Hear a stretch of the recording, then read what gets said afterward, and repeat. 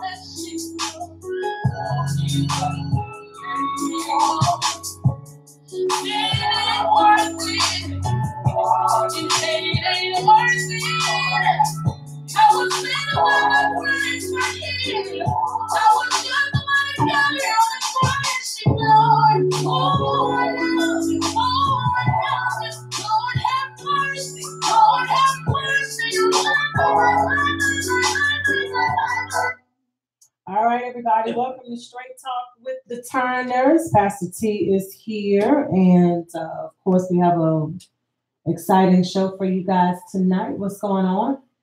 All right, we got Doc. I call him Doc. He's the individual that we talked about last weekend that allegedly that went into R. Kelly's house. So he chose to talk to us. He don't want to get into the legalities of his situation, but he's agreed to talk with us and share some things with us. So I think that'll be an interesting conversation right there. All right, we got Dr. Harris with us tonight. Thank you so much. BPU, of course, network in effect, and she may chime in from time to time. We appreciate her. We do have the phone number. You can call in at 404-382-0417 if you want to join in at any time during the discussion. And we actually have a guest out of D.C. Who's worked the political scene. His name is Thomas Carver. I think, is he calling in now, or is that a call for us? Okay, all right. It might be Doc. Okay. Hey, welcome to Straight Talk with the Turners. Hello. Hey, how you doing? Is this Doc? Yeah. Hey, how you doing, Doc? Oh, I'm good. All right. Well, welcome to BPU. We call this Straight Talk with the Turners, me and my wife.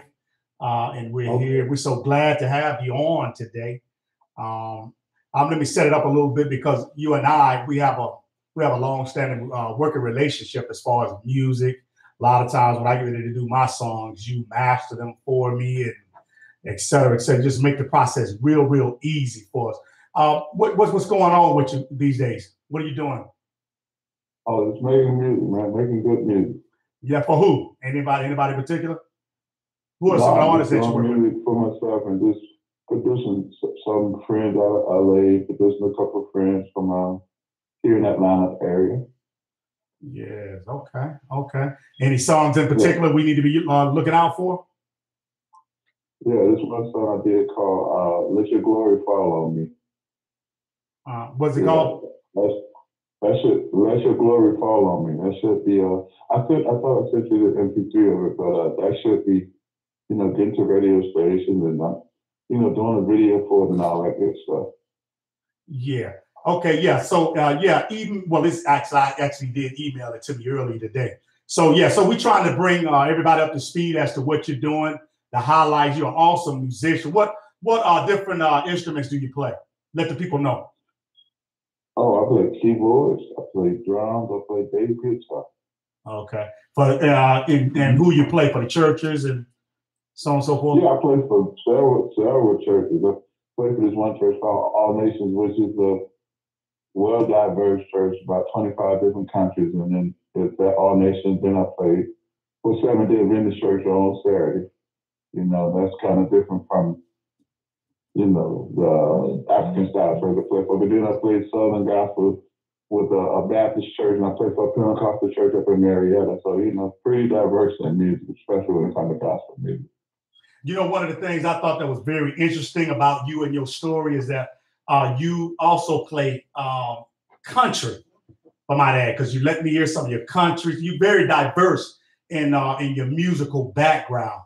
What do you prefer to play? Which is your preference? Gospel, country, R&B? I like gospel music. I was born and raised on gospel music. That was my start, and that'll be the finish. Gospel. I love gospel music. I love all music, but gospel is my favorite. Okay. Tell the people how you met me. Tell them about our story, how we first met.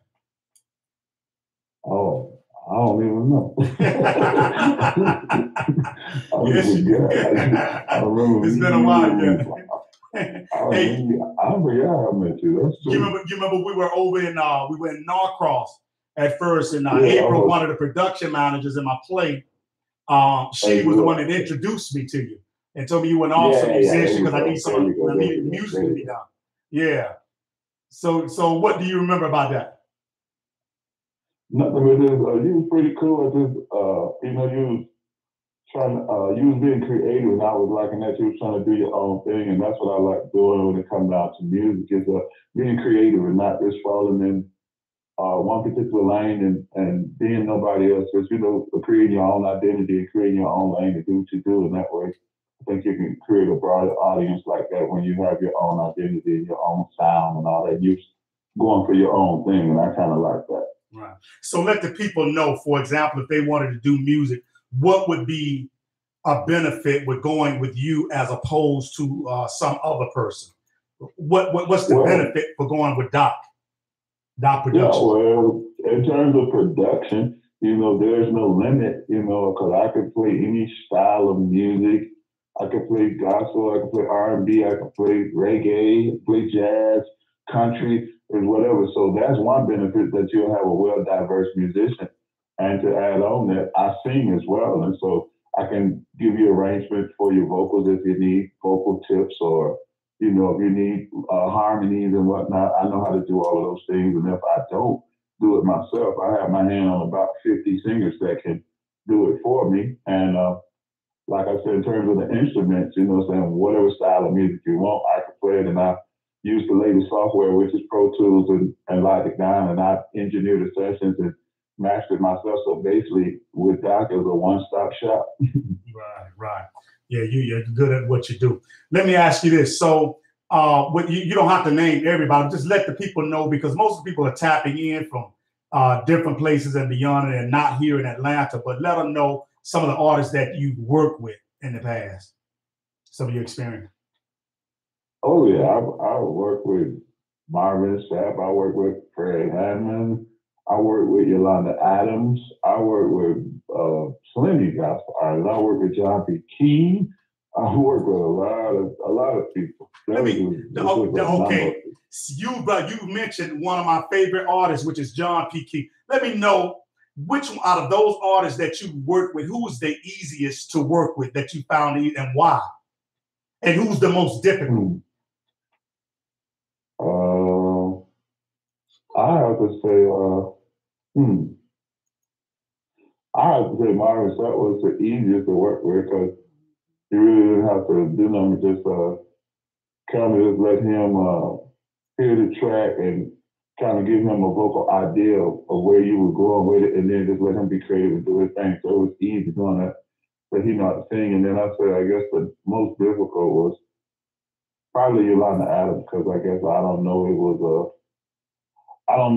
was a diva thing or I don't know what it was with that, but you know, did she get real? Did she got real devious? Want things a certain way, and you know, it kind of want a bunch of unnecessary stuff, to be honest, because you know, the key in music is simplicity, and the simpler you keep it, the more people you attract to it. Simplicity is the key.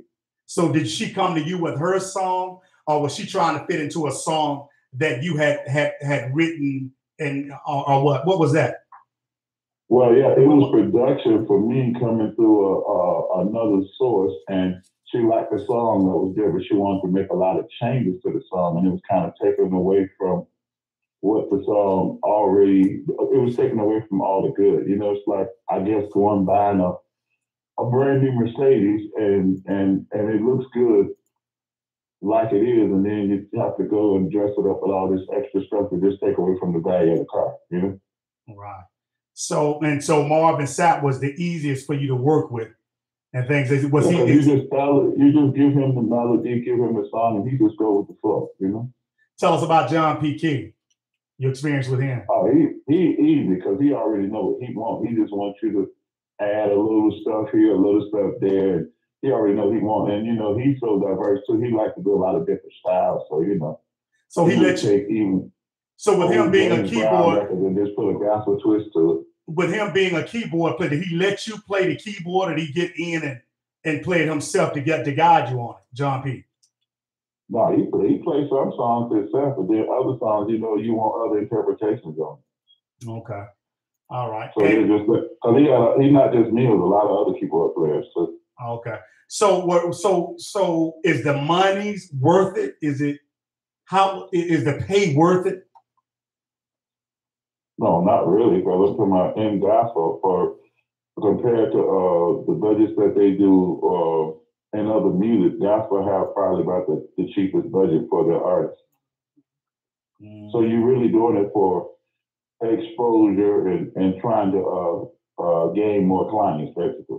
All right. So would you say that? So do you guys sign a contract, or is it contract by word, by shake of hands?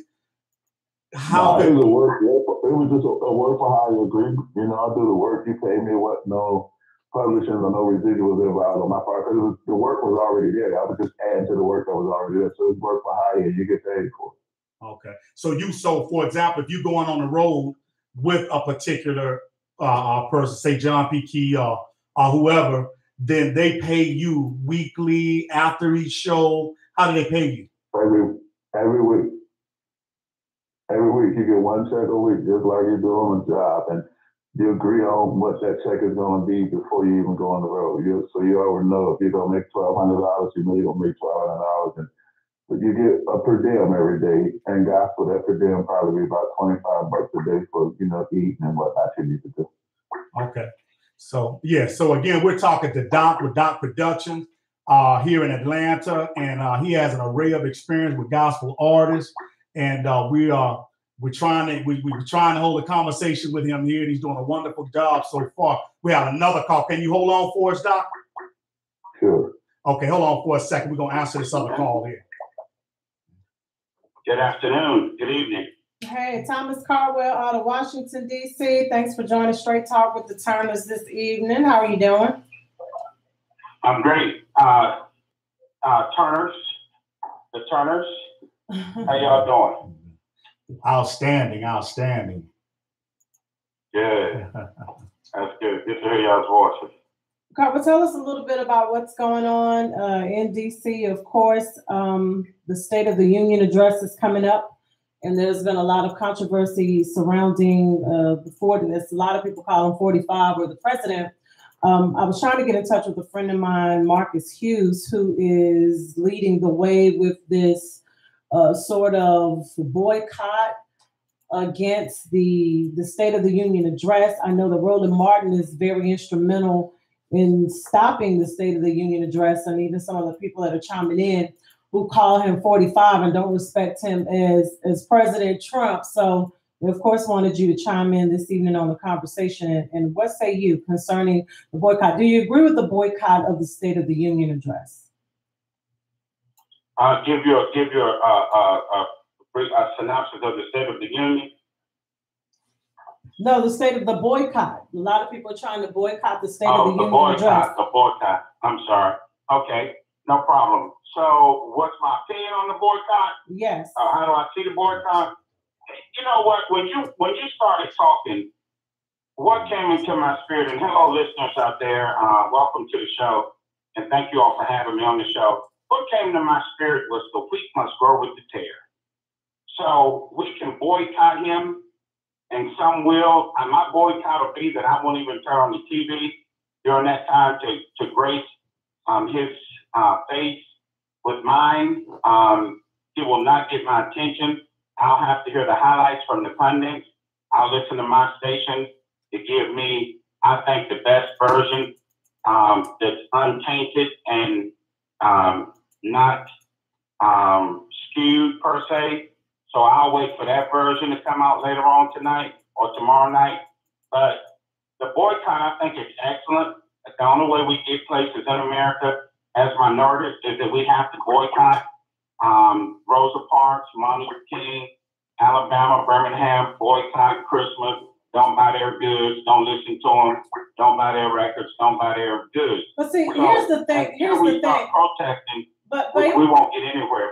But here's the thing. I feel that sometimes, and I know this will be a very controversial statement, I think sometimes we as African Americans are a little hypocritical.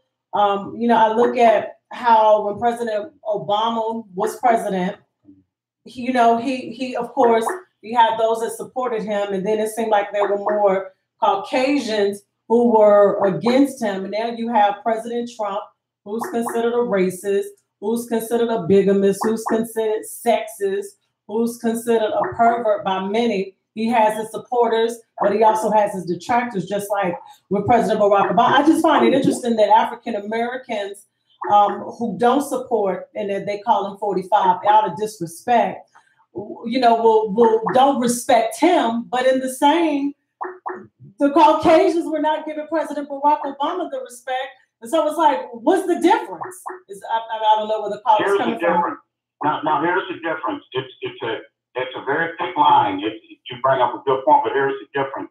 And I hope I'm interpreting your question, but I haven't answered. Here's the difference. What Obama represented was equanimity for everybody and egalitarian sport. He thought politics and the right to health insurance and the right to vote and the rights for women, for equal pay for women, same gender pay. You do the same job, you get paid the same salary. I have a daughter, you have a daughter, y'all have daughters, should I say. We all on this phone have daughters. And if you all's daughters go to do a job and they work with a male as an accountant or neurosurgeon or a lawyer, you want them to get the same wage. That's what Obama was fighting for. What Trump is fighting for is division. He's divisive. He's a separatist. He's a nationalist. And hold on one time. We want to thank Al Malloy, who's calling in from Danville, Virginia. But Al, just hold on tight. He is calling in. He says, hang up on you, but go ahead and finish your statement. You always seem to ruffle people's feathers when you talk, and I would think that he would be agreeing with you, but go ahead. So we're fighting for two distinct different things. We both have our dogs in the fight, if you will. But my dog in the fight, my guy that I was a proponent for was trying to help people. This guy, every turn of his way, is hurting not only himself but everybody else. He has more investigations than any president at this stage and at any stage. He has more.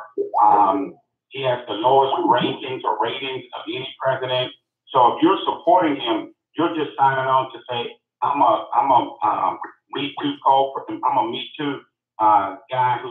helping with the sexism and bigotry and all the things that are under the umbrella intent of hate. That's what you're signing on for. And that is America.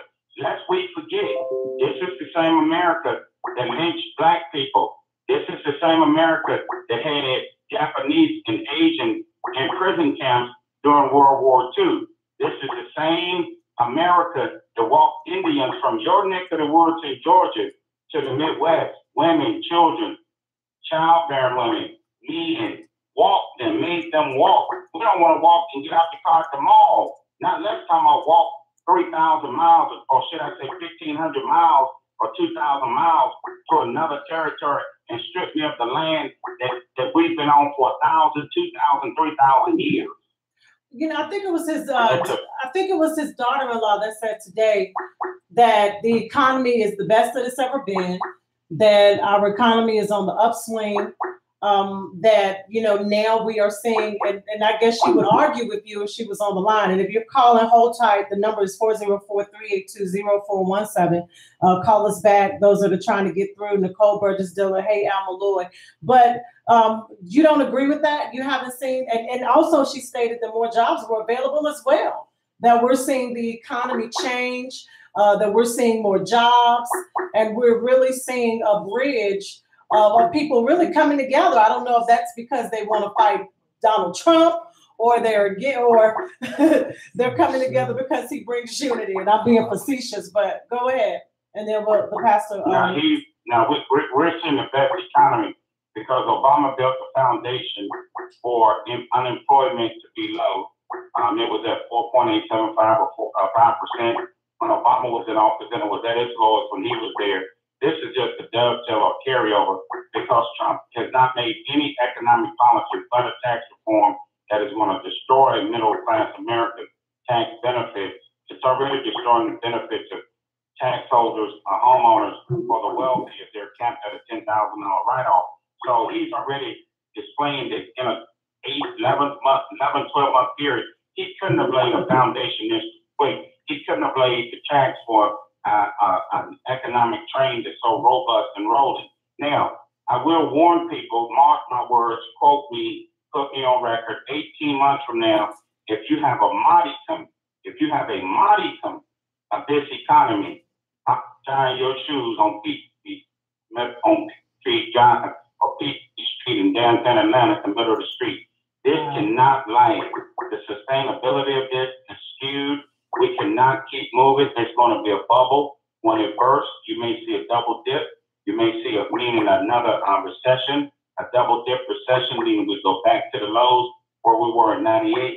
Lest we forget, you cannot just keep saying, turn, and people are going to lose jobs. When they start losing jobs in mass, you're going to stop spending. You don't spend money when you don't work. You don't spend money when you don't have a check. So we need to watch out for that, and we need to be careful of unemployment rising because companies will still move from America. We don't have the best tax rate corporately in the world, and we still have the highest wage earners. So you can cut taxes, but if you're still paying the guy $45 to do a job, they're gonna do it in Mexico at $8. Where you gonna park your company? In Mexico all day? All right. So that gives you a much better advantage. But I don't want to get into the minutia of the economic. I'm just saying America, the state of the economy in America is a F plus. Wow. Did you want to chime in? At every level. Wow. Okay, so you won't be watching the State of the Union address, I see. I'm not watching it. We appreciate you for there's nothing he can say. We want to take some more phone calls as they're coming in, but Carwell, we appreciate you coming out of DC. Thank you for sharing with us this evening, and hopefully you'll join us on some more conversations. God bless y'all. Y'all enjoy, and thank y'all for what you're doing. All right, thank you. Al Malloy says, and we'll take another call, the jobs are available. Some people are just stuck on drugs and what happened 400 years ago. You can't call back. Give us a call back. The lines are not busy now. 404-382-0417. Hey, welcome to Straight Talk with the Turners. I'm online now. All right, who are we talking to? I'm trying to call Miss Griffin. Okay, yeah, who am I talking to? This is Al Malloy. Hey, Al Malloy is joining us by Facebook. Thanks, Al, for chiming in. I was reading some of your comments, but what say you as far as the conversation tonight? Well, I mean, what are you saying about the economy being an F plus? I tend to disagree with that. You said you disagree. You don't agree, or you disagree? You do agree. You disagree? Yeah, I disagree with him saying that the economy is an F plus. Right. I mean, but why? Well, I disagree because over the last 10 years, in the car business, nobody has ever stopped buying cars, according to who the president was, or, that doesn't affect the credit scores, And the economy is weak because people are stealing from themselves. Wow. We got people that are applying for benefits that they don't qualify for. And what I see Donald Trump trying to do is just get things in order. I mean, he has a tough job because of who he is.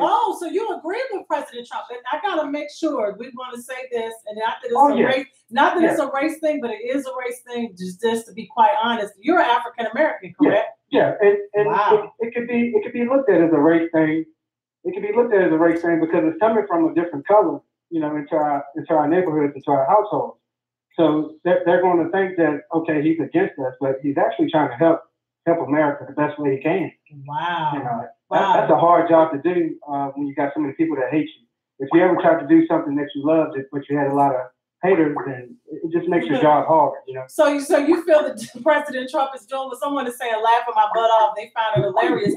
And I want people to explain that. For the people who are chiming in that are laughing or that are probably peed off right now because they're hearing African Americans in support of President Trump, I want them to call in and explain why they're upset and why they are against the president. Because here's the thing that I'm finding: a lot of times, some African Americans can't explain why they really don't like President Trump, all for the fact that they'll say he's sexist or he's racist. But I have an argument for that. Why don't we look at some of us, or some even in the spiritual realm, some pastors who you can say they're the same thing, that they're sexist, that they're racist, that they're perverse, that they've slept with prostitutes, that they cheated on their wives. So I beg just to play devil's advocate and ask them, what is the difference with people that have their own proclivities and are closeted freaks versus, what they say about President Trump?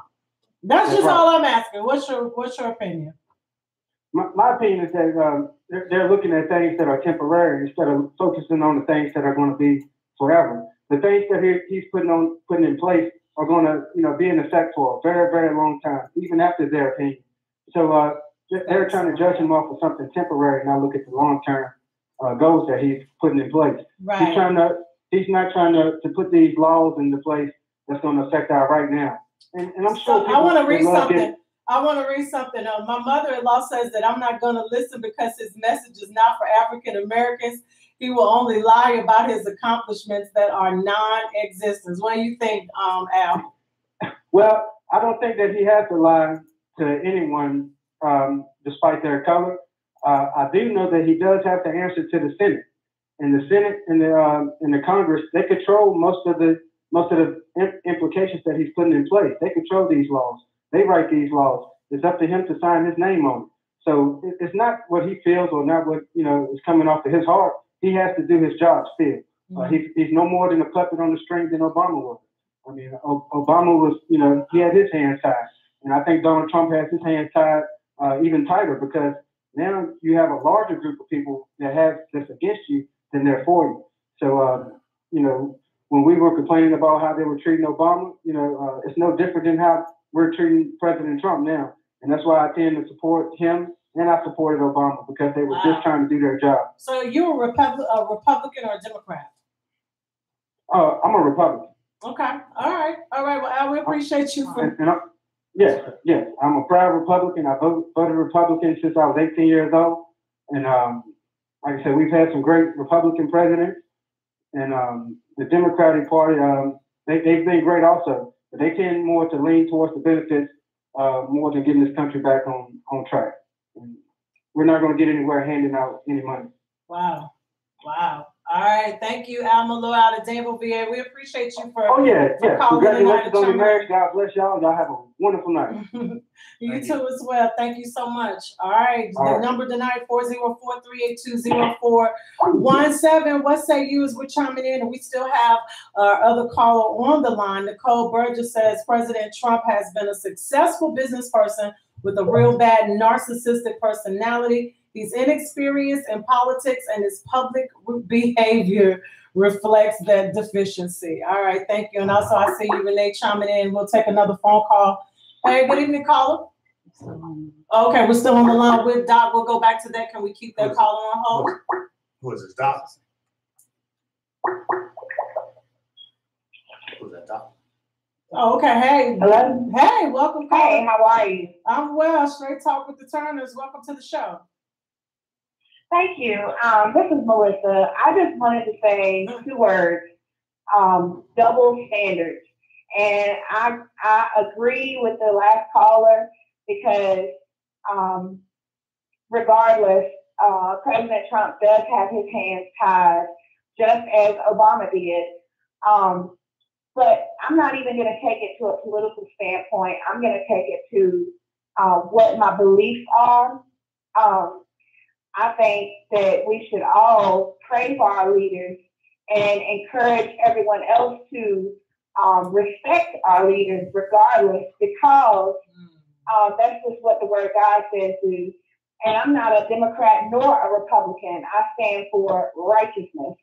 So whatever they stand for, if it's on the righteousness side, then hey, I'm all for them. Now everybody that's in politics has lots of corruption. I don't care what you say. I don't care if it's been exposed or not, regardless, because in order to get to the top, they had to put in some kind of work. And I'm sure it wasn't all with clean hands. But regardless, at the end of the day, I like to think about what Martin Luther King would say if he was still alive. Would he say disrespect that man? Would he say treat him and call him names and boycott anything that he does? No. He would say, my people perish because of lack of knowledge. And how would you know what he's talking about, whether you agree or not, unless you tune in, unless you give him a chance and listen? And if you don't agree, then get out here and do something about it. Wow. I want to read a statement. Truth says that I am in support of God. He was voted in by the people, so I pray for my leadership. I do not have to like it, but I'm going to dwell on it. If you know something is in your way, then go to whom you can trust. On my dollar bill, it says, in God we trust. I trust in God. And True also says she agrees with you. Night Rider and David Futch, we appreciate you for tuning in. Here's the question, and here's the point I do want to bring out. And Dr. Harris, Pastor T wants to chime in. You can. I remember that when Donald Trump was on the campaign trail, and this is for the spiritual people. I just remember there was a lot of division going on with churches, because you had pastors who were literally saying they were not going to pray for him, that he was not their president at all. And then you had those, and I remember with some people, hopefully they'll join in tonight, Saddam Boykins, who was really adamant about saying we need to be in support of our leader. Don't put your mouth on Trump. Even we can go back, and I don't want to get too deep, but there was Kim Clements and other prophets who were saying that they remember years ago that this was what the Lord was speaking. He was speaking Trump years ago. My point of the matter is we're bringing it together, is do you find it sometimes kind of hypocritical too for Christians who are praying people? And when I see them on Facebook talking about, he's crazy, we ain't praying for him, 45. And then we're mad because people were saying the same thing about President Barack Obama. But do you find it hypocritical for Christians to say, I ain't praying for him, he ain't my president? What do you think? Well, first of all, it's a psychological issue. It all takes place, the oppression that our people, your people, our people, all of our people have. It's a mentality that it is not going to be able to be healed unless you are able to listen and put your your words into action. What I believe personally, I think that, Trump has had a lot of things that have been said about him as far as people coming out and saying he grabbed this and he did it. But you know what I do like about Trump? I'll just say something positive, is the very first month that he took office, it was over 1,000 people that was arrested in a pedogate ring, which is a child pedophilia ring. And he has continuously spoke outwardly against child pornography and child pedophilia. And they are continuously, including the FBI, with his leadership, arresting these individuals, even the people that are working in the FBI and the CIA and in the government. And not to mention the Clinton Foundation and all the conspiracies with that. Wow. Well, let's hold tight.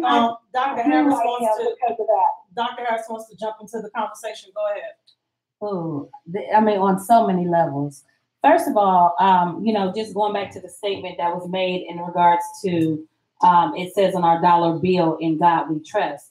We have to be careful, putting that together with the God that we serve, because, God for America, and this is what I've studied, and if Bernie was in here, he would say the same thing. He enlightened me again when I already believed that the God that they're talking about is guns, oil, and drugs, because that's what this whole nation is ran by. If you really look at the United States and how the nation is ran, it is ran by guns, exactly right, oil, and drugs. So do we collaborate that with the God that we serve as a people? That's the first thing. Then with Trump, even though Trump speaks against some things, you have to realize that, of course, there's going to be things that you speak against so that it takes the focus off of you and your mishaps and the things that you have done.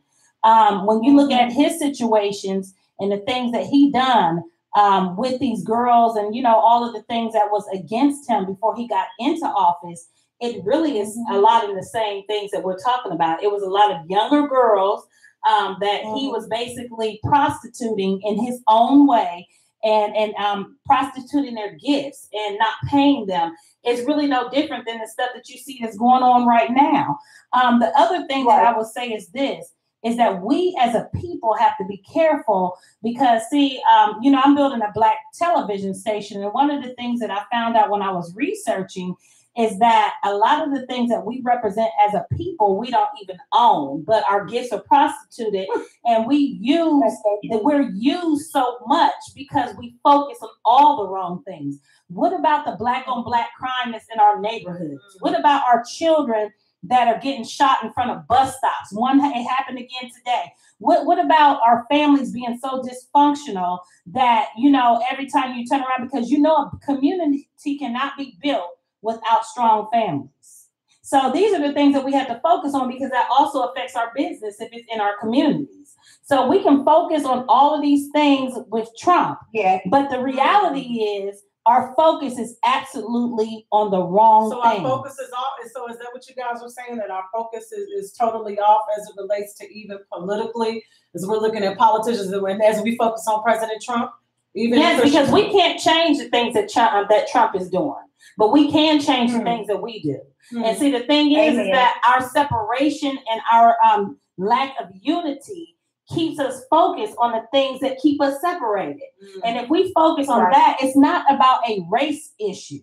See, just because you love your people, just because you love, you understand that family is necessary, just because you understand that our communities need to, instead of being violent, they need to become peaceful and constructive communities, and our businesses, instead of them failing, they need to be productive and prosperous businesses. If we focus on those things and how we can get there, that's the thing that would change everything that's going on around us.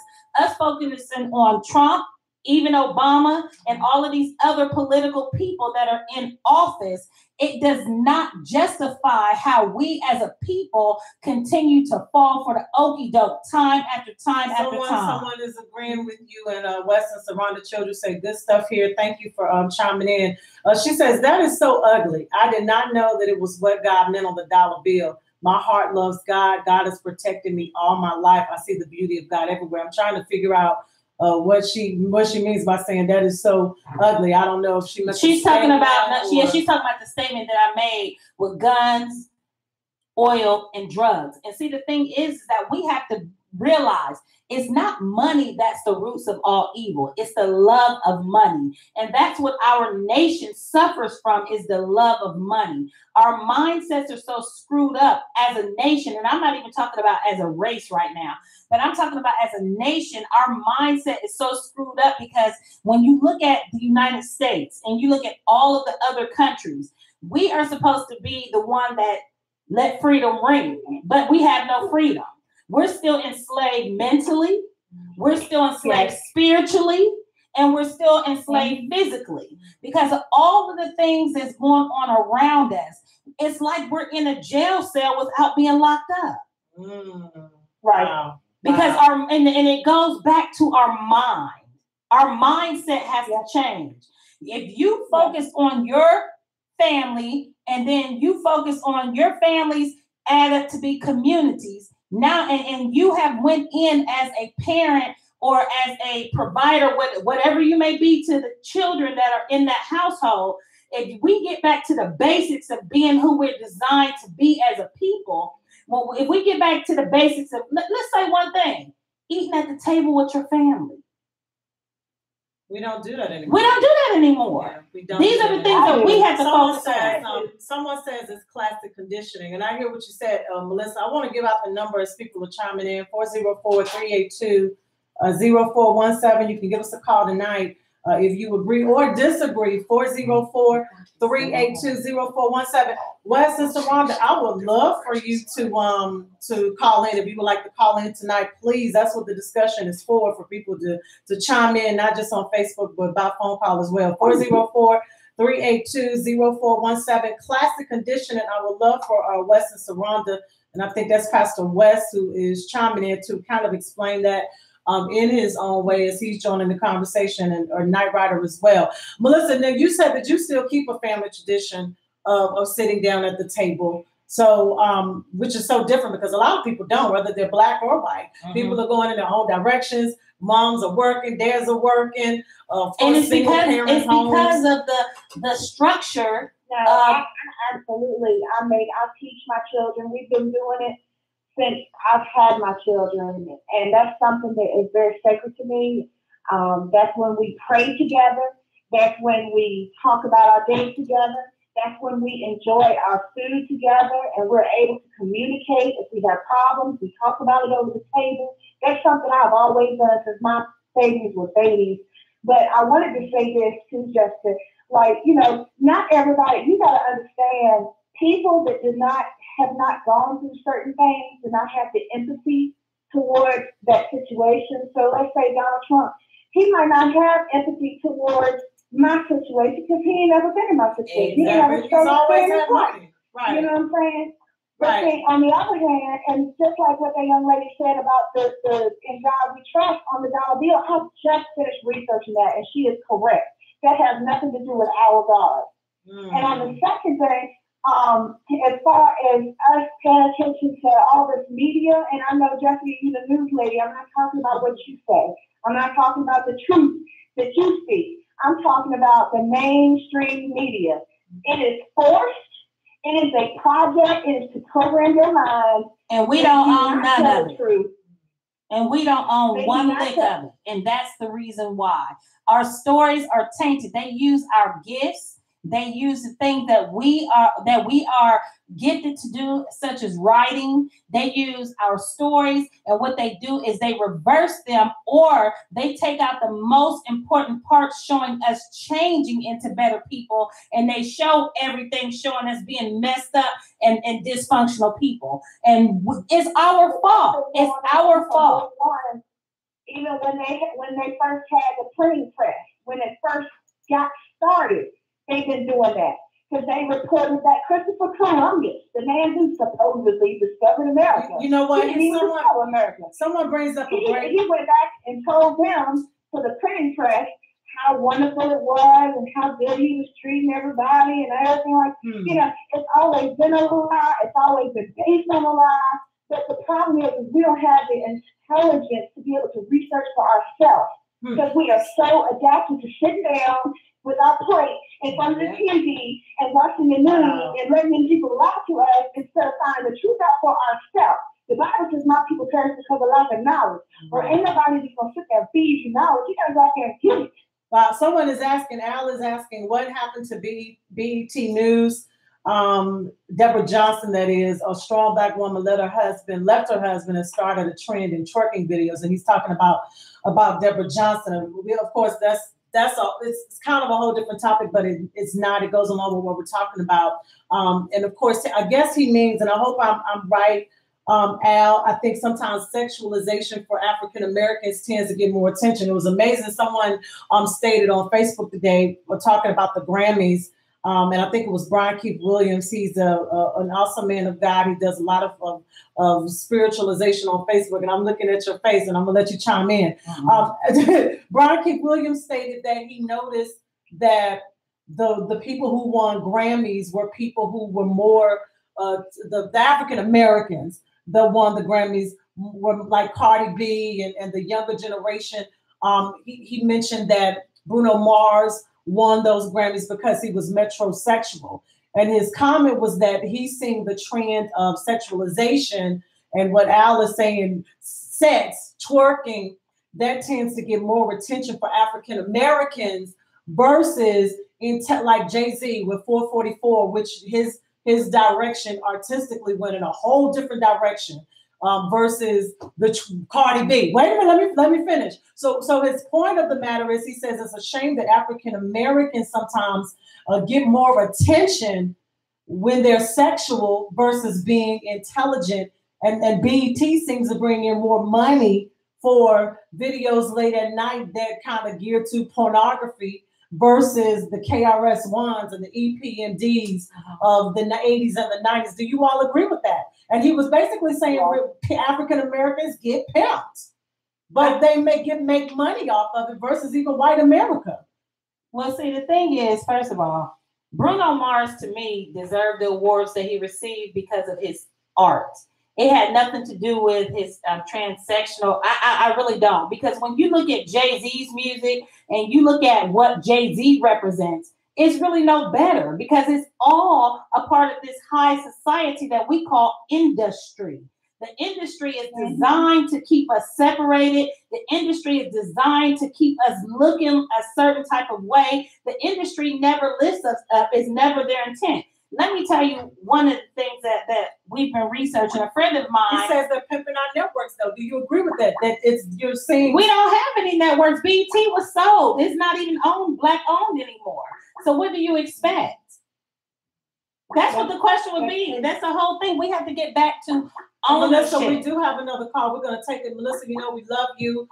We're going to get some others to join in on the conversation tonight. I know it's going in another direction. But it's actually a relevant conversation. Good evening, caller. Welcome to BPU Straight Talk with the Turners. And Kelly Jackson is actually joining us. I want to say this about Kelly Jackson. Kelly Jackson, of course, played on Family Matters. So it's an honor to have Kelly Jackson join in tonight. I think that's an honor, and I appreciate her so much. Hey, Kelly. Y'all remember Laura on Family Matters? Did you watch Family Matters? Hey, Kelly. All right. Hey, good evening, caller. Welcome to Straight Talk with the Turners. Jessica, how you doing? This is Elder West. Hey, we appreciate you for calling in, man of God, and I thank you so much for joining us on our feed. Thank you. Are you enjoying the conversation tonight? Yeah, and very interesting with some of the input that your callers have been, or those that have been following on Facebook have been chiming in on, but I missed the young lady's name who was a guest. I missed.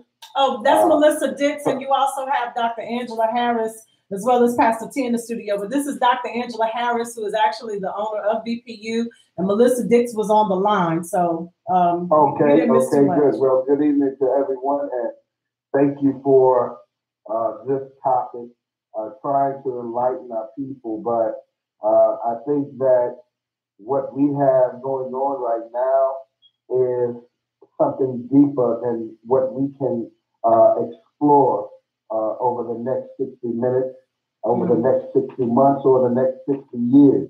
I think that what has taken place is a shovel, a mental shovel, and a field for us to dig in has been given to the Black race. And we have, what we have done is we have actually brought ourselves deeper and further into this mindset that was forced on us by slave masters, and even the one they want to get and to bring over to condition us by the name of Willie Lynch. I think consumerism is what is being highlighted right now because, yes, sex sells in this day and time. Yes, they angle that towards. But how come country artists? But this is my point. Then you bring it up. How come you don't see country artists or contemporary artists who are of another persuasion have to sell sex and twerking and dropping it like it's hot to sell millions? Did you see how boring the BET Awards? I mean, not the BET Awards, the Grammy Awards was yesterday. It was so boring. Because the things that they highlighted, as you stated, as the sexual part of it, they put out the Rihannas and the Cardi B's, but in all reality, the songs that were out were actually the songs that sold the most. However, when you look at all of the people that they used to highlight, they were very boring opera singers. I mean, none of the stuff that they were singing was even exciting.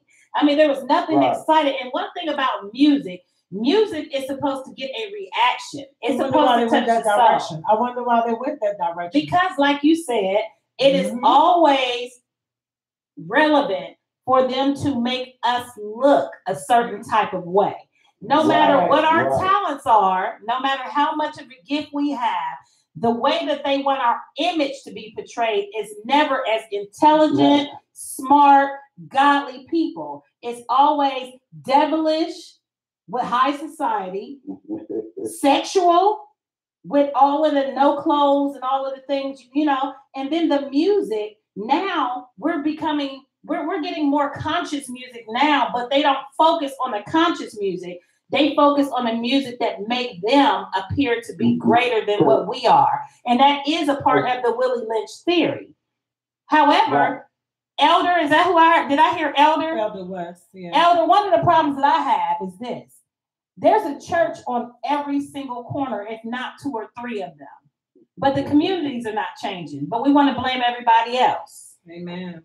There are, we have this closet mentality as church folk. And when I say church folk, I mean the people that go to the building to worship. I'm not talking about the people that understand that you are the church when you go into this building, and without you, there's no substance. But we have a lot of church folk that are not spiritually grounded, they're religiously grounded. And I have a problem with that because that's not the order of God. God said, be ye fishers of men. He never said to be separate. Amen. But all of the different denominations, all of the things and then our mission is to be Christ-like. But every time you turn around, instead of us being Christ-like, we are more of, all of the, it's just really, really bad. And like you said, 60 years from now, the thing that I disagree with that. Because a change can be made today if you are the change. Why do you say that? Why do you say that, Elder West, that you don't see a change even from this hour and a half to a year to 2 years to come? Why not? Here's why I made that statement, and she made a valid point. And truly, this is just a perceptual statement, but at the same time, as being a defender of the gospel, as being a pastor, as being a Black man, as being one who was caught up in the sexual consumerism that they have tried to, and they have successfully persuaded us to go into. The reason why I say that is because we carry one of the largest consumery financial basis in the United States. The black dollar spends well over $1.4 trillion Absolutely. in consumerism. And here's what we have to look at. When we see these numbers, and they know that sex sells in the black community. Why? Because we've allowed to do what we have allowed to take place is we have been duped by the perpetual shifting of our value, our core value, our self-esteem value. Now it's not about whether or not you have in a lot of areas. Let me rephrase that. Let me make sure I rephrase that. In a lot of areas, it's not about what school you went to, what college you graduated from. It's not about whether or not you have real estate or whether or not you have intuitive ideas to bring growth to the community. Right now, what we do is that we are going after the ballers. We're going after the women who have went down and factorized themselves. Now, they're not natural anymore. So now they become more sexual. Anytime that commercials on TV sell deodorant and they have to use a half-naked or scantily clad woman just to sell their product, they tapped in on what is taking place. What has taken place is that the sexual dysfunctionalism of the United States has overgrown and festered in the black community. Yes. I'm gonna have to agree with him. I'm gonna have to agree with him on that. And this is a good segue for the discussion that we'll have tonight on what's going on with Monique. But I'm gonna agree with that because I don't know about you all, but I've noticed more and more stories that if we could just use the church that are about sexual exploitation, or whether or not it was going on, nothing new under the sun, so I'm sure it was going on years ago. But I noticed more sex. Even now, we as Christians, you know, there was a time. Let me finish. There was a time I remember going to church, and you weren't turned on by the choir and the worship leaders, and even preachers, women preachers. And I'm talking about us as evangelists and prophetess. But now everything is bodycon. Everything is tight. Everything is Vaselined up, and that's what Anita Bonham said. And she has a great point. We look like we're going to the club now versus coming to a place or a sanctuary of worship, and that is the issue. And you know, people talk about why we're seeing more perversion, why we're seeing you know, these pastors being exposed. A lot of us have to take responsibility for that. And it's always been there. I can remember, you know, when I was a child and I ran from the church at 15 years old because it was a deacon that was molesting me. And because of that, it made me think that all church people, quote unquote, were devils. You know what I'm saying? And so we have to realize that this sexual issue is not something new. People are now speaking out, but really what's happening right now is this. Yes, it's important for things to be exposed, but people are finding reasons not to heal from their past. And when you find reasons not to heal from your past, you use excuses. A lot of people right now, yes, it's very important because if you're godly people, then you understand. If it was not out 20 years ago and you've accepted God as your main source and all of that, then you know that it's not to destroy people. God is the one that's supposed to fight the battle, not you. And so a lot of the things that's coming out in the media right now is designed to come back and hit home. And when it hits home, it's destroying our families even more, because now it's coming out that Uncle Bob touched me when I was 3 years old. Now it's coming out that my daddy did this at this age and this age and this age. You know, it's a lot of things. It's a plot behind all of this, and it's really to destroy us as a Black people even more, because the emotionalness of who we are, instead of us dealing with our hurt, we internalize our hurt, and hurt people. So now I want to hurt you because you hurt me, instead of realizing that everything that we've been through in life has been a stepping stone to create the person that we are today. Wow. Pastor West, we're going to let you finish out this segment, and we're going to take a break, but go ahead and finish out, and we appreciate you so much for chiming in. I just want to touch that, and that was good. That was good input. But what I wanted to touch on was when she asked the question and made it pretty relative that the church has kind of failed the community, is what I hear. Am I representing your statement correctly? Correct. You are, yeah. Okay. What is taking place is, you said it right, that, you know, the club is in the church. Well, here's the thing. The church as a body of Christ hasn't become weak, but the fixation or how we perceive the church now, because now before the pastor seemed like he held more clout in the community than the husbands and the other leaders in the Black community, because he was a man of God, or he was shown as being a man of integrity. But now we have so many types of things going on in the church right now, where the pastors are sleeping with the members and boys and girls. And when you have all types of abominable things that are taking place that people can get in the church and as well as get out in the world. So what they're saying is, you know, well, I might as well come on in. Yes, they're more religious now than spiritual, because, you know, religiously speaking, we all put our pants on every day. We all put on, we all brush our teeth every day. We go to our job a certain way every day. These are religious things. That's the mindset of being religious. But see, what people have failed to realize is that the trap has already been set. Let me rephrase. When I said 1.4 trillion, excuse me, there was a decline after Donald Trump became president, so it was 1.3 trillion that our Black spending has power, over 87% of the consumerism. So what I want to say is they target in there because, yes, they realize that the money is in sex, the money is in Black exploitation, and the money is in where we can grasp the young people and make them feel like they're just objects. Wow. What happened to the scripture? Do not be conformed to the patterns of this world, but be ye transformed by the renewing of your mind. We're not using this. What happened to that? How can you renew your mind? How can you renew your mind if you don't know how to renew your mind? The Black race has a history that's been erased, and then it has been tried to piece together by certain Black leaders, by certain Black conscious leaders. We have a lot of people who are claiming to be awoke now, and they're speaking on things that sounds real good, but it has no basis.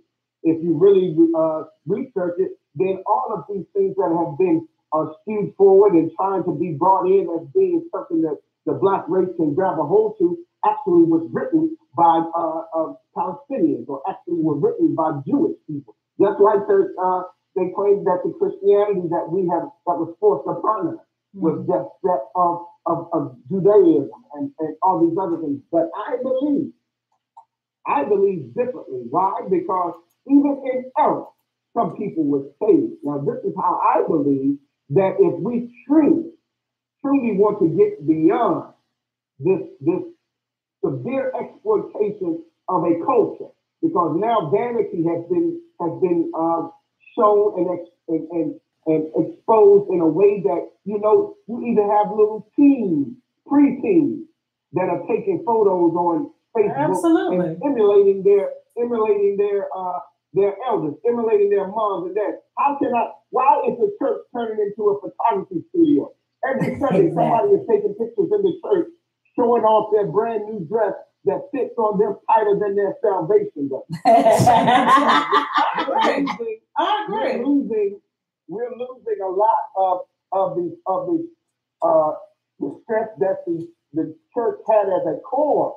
What we're losing is our reverence for God and giving it to a man. That, you know, at the end of the day, a lot of people, you know, my issue is, you know, when I used to, I'm from Columbus, Ohio, and I know there's a big old church called World Harvest. And see, anything that I say on the air, trust and believe, I've said it to the people that I'm getting ready to say it about. When I used to go to World Harvest Church is Pastor Rob Parsley. And Pastor Rob Parsley, there was more people in his church that had a relationship with Father Rob than Father God. And that's a problem. That is a problem, because as a pastor, when you allow that to happen, You know, it says as Timothy, you know, you're going to be judged more strictly as teachers. You have to teach that this is not the way to go. You know, just like when you train up a child, you got to train up a child in the way they should go. And not in a way that you go, but in the way that they should go. And that's one of the things that we have to understand. When it says trust in the Lord with all thy heart, lean not to your own understanding, but in all your ways. That doesn't mean that you're going to be a perfect person, but you can be an imperfect person with a perfect heart, want to do the things that God has for you to do. Amen. Amen. Wow. I know you gotta go. I do, but this has been, this is great, but I'll go back on Facebook. But what I want you to understand is this. When the word says trust in the Lord, it was capital L, capital O, capital R, capital D. What people have misconstrued is that now they're saying trust in the Lord, lowercase L, lowercase O-R-D. That was what a man was called.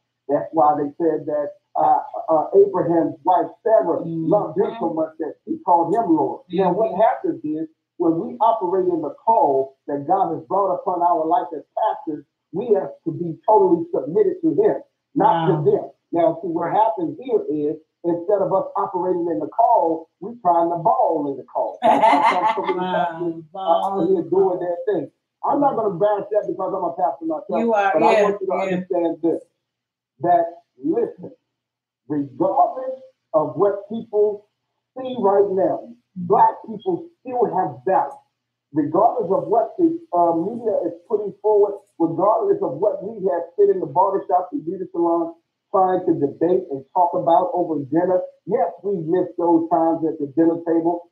Yes, it used to be one point of time when going out to eat was a privilege. Now staying home to eat is a privilege. But see, we just got to reverse them. Listen, y'all continue to be blessed. Y'all continue to be blessed. You too. And listen, want to say congratulations to you and your lovely wife on the, of course, being elected for the new ministry in the area. And I'm just so proud of you because I've seen how, you know, God has really used you and you were humble. You didn't follow the status quo. You weren't in any cliques. You just allowed God to make you who you were. And I watched it and I loved it and I respect it. And I just wish you and Lady Saranda well and your children and your ministry be blessed 100-fold, and I appreciate you for joining in tonight.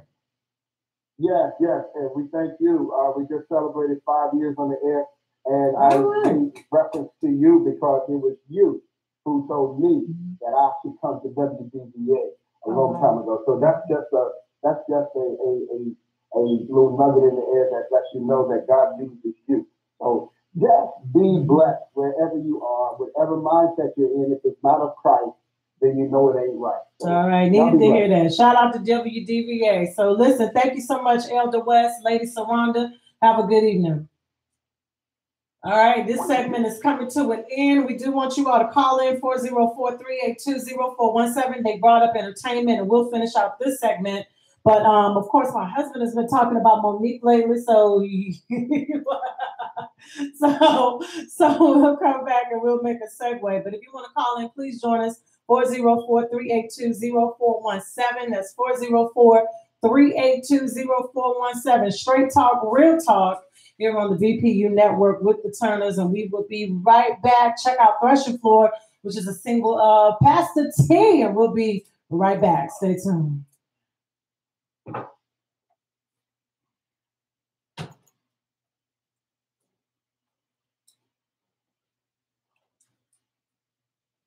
I got my mic down.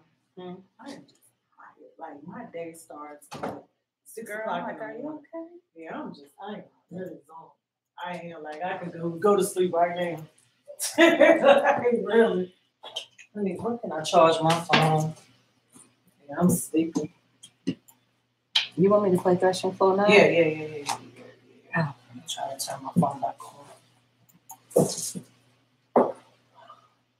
That was a good conversation. I've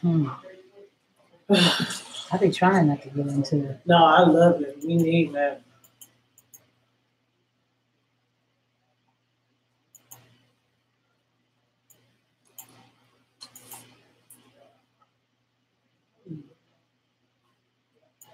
Are you going to be playing it now? Okay.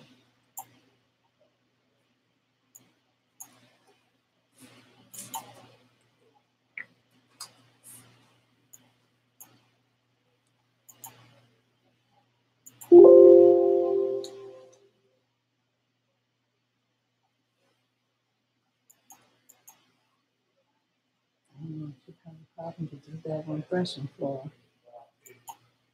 1 minute play, the next minute don't. What time is it? What time is it? 7 o'clock, 7:20. Is it really? I told my wife that. Dang. Yeah. Dang. Yeah, So why you had to diminish the man I'm interviewing and whatnot? Some people. Oh, you on there? Oh, you on there? No, we put the mics down, but. Oh, okay. I wasn't diminishing. I'm honest.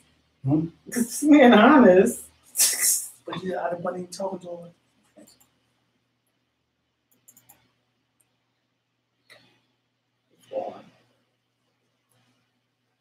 But even guilty, boy, I'm not gonna say that. It's just we got to go. You should help. You got to help me go.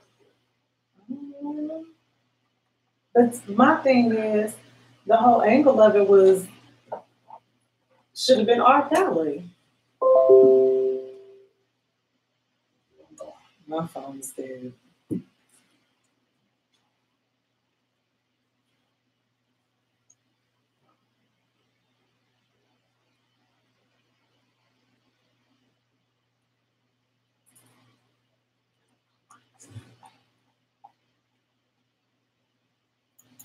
I'm trying to pull up the song.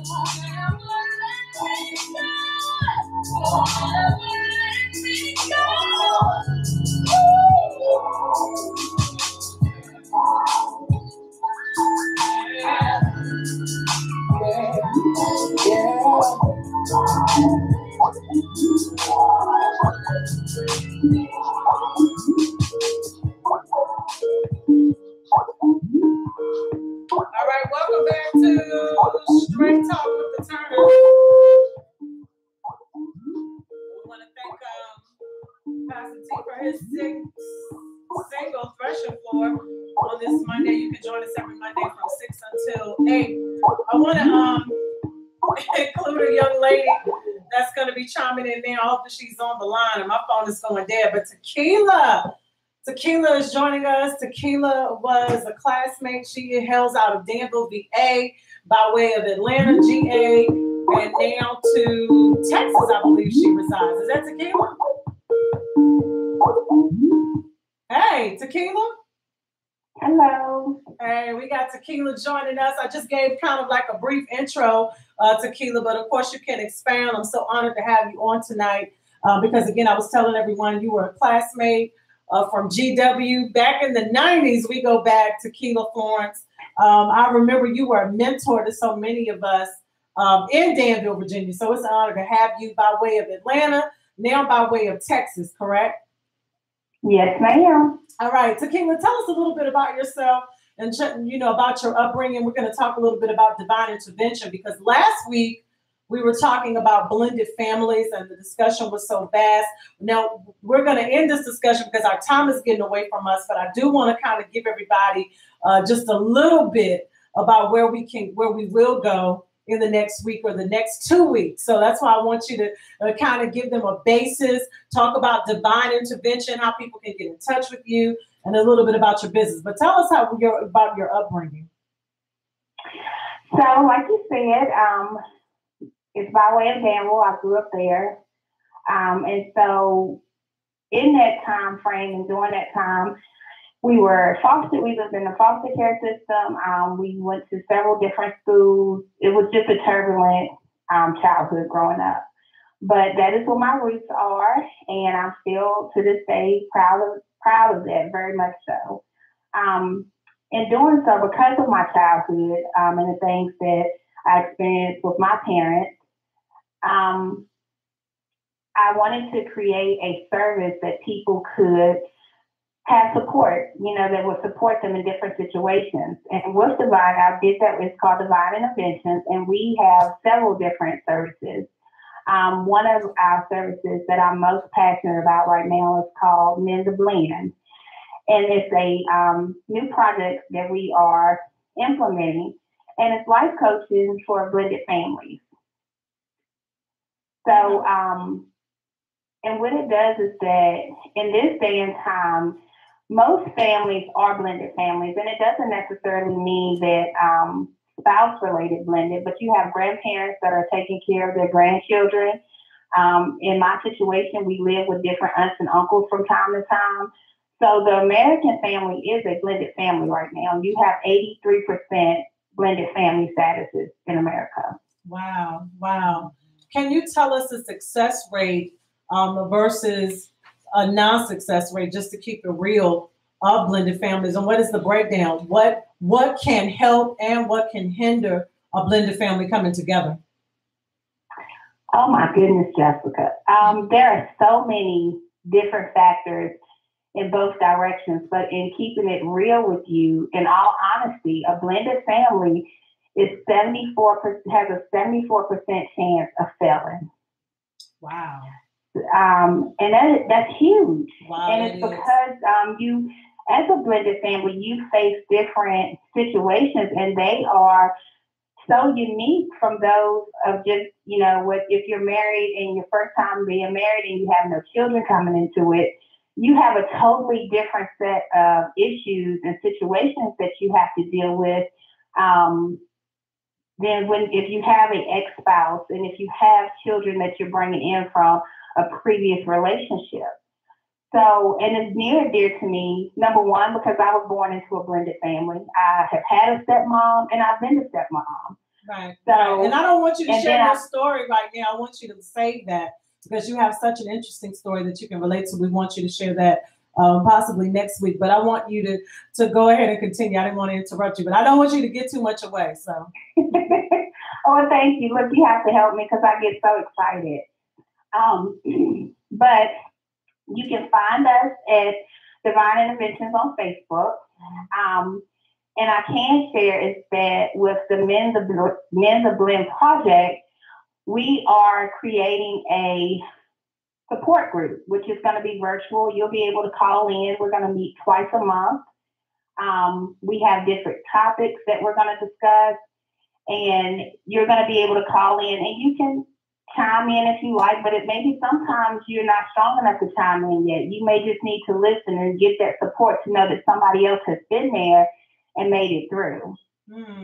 So we're definitely excited about that. You can get the details on our Facebook page. We do have a website. It is called Interventions, the number 4, the letter U. It is still under construction, so it's not quite up yet. But the best way to reach us is through Facebook right now. Was this scary stepping out?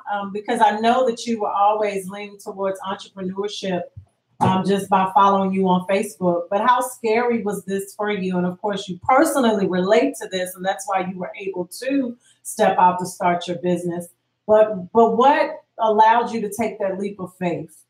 How did you muster up the courage to become an entrepreneur? I mean, and that can help myself and all of us who are listening tonight, you know, as far as stepping out and really taking the risk versus not taking the risk.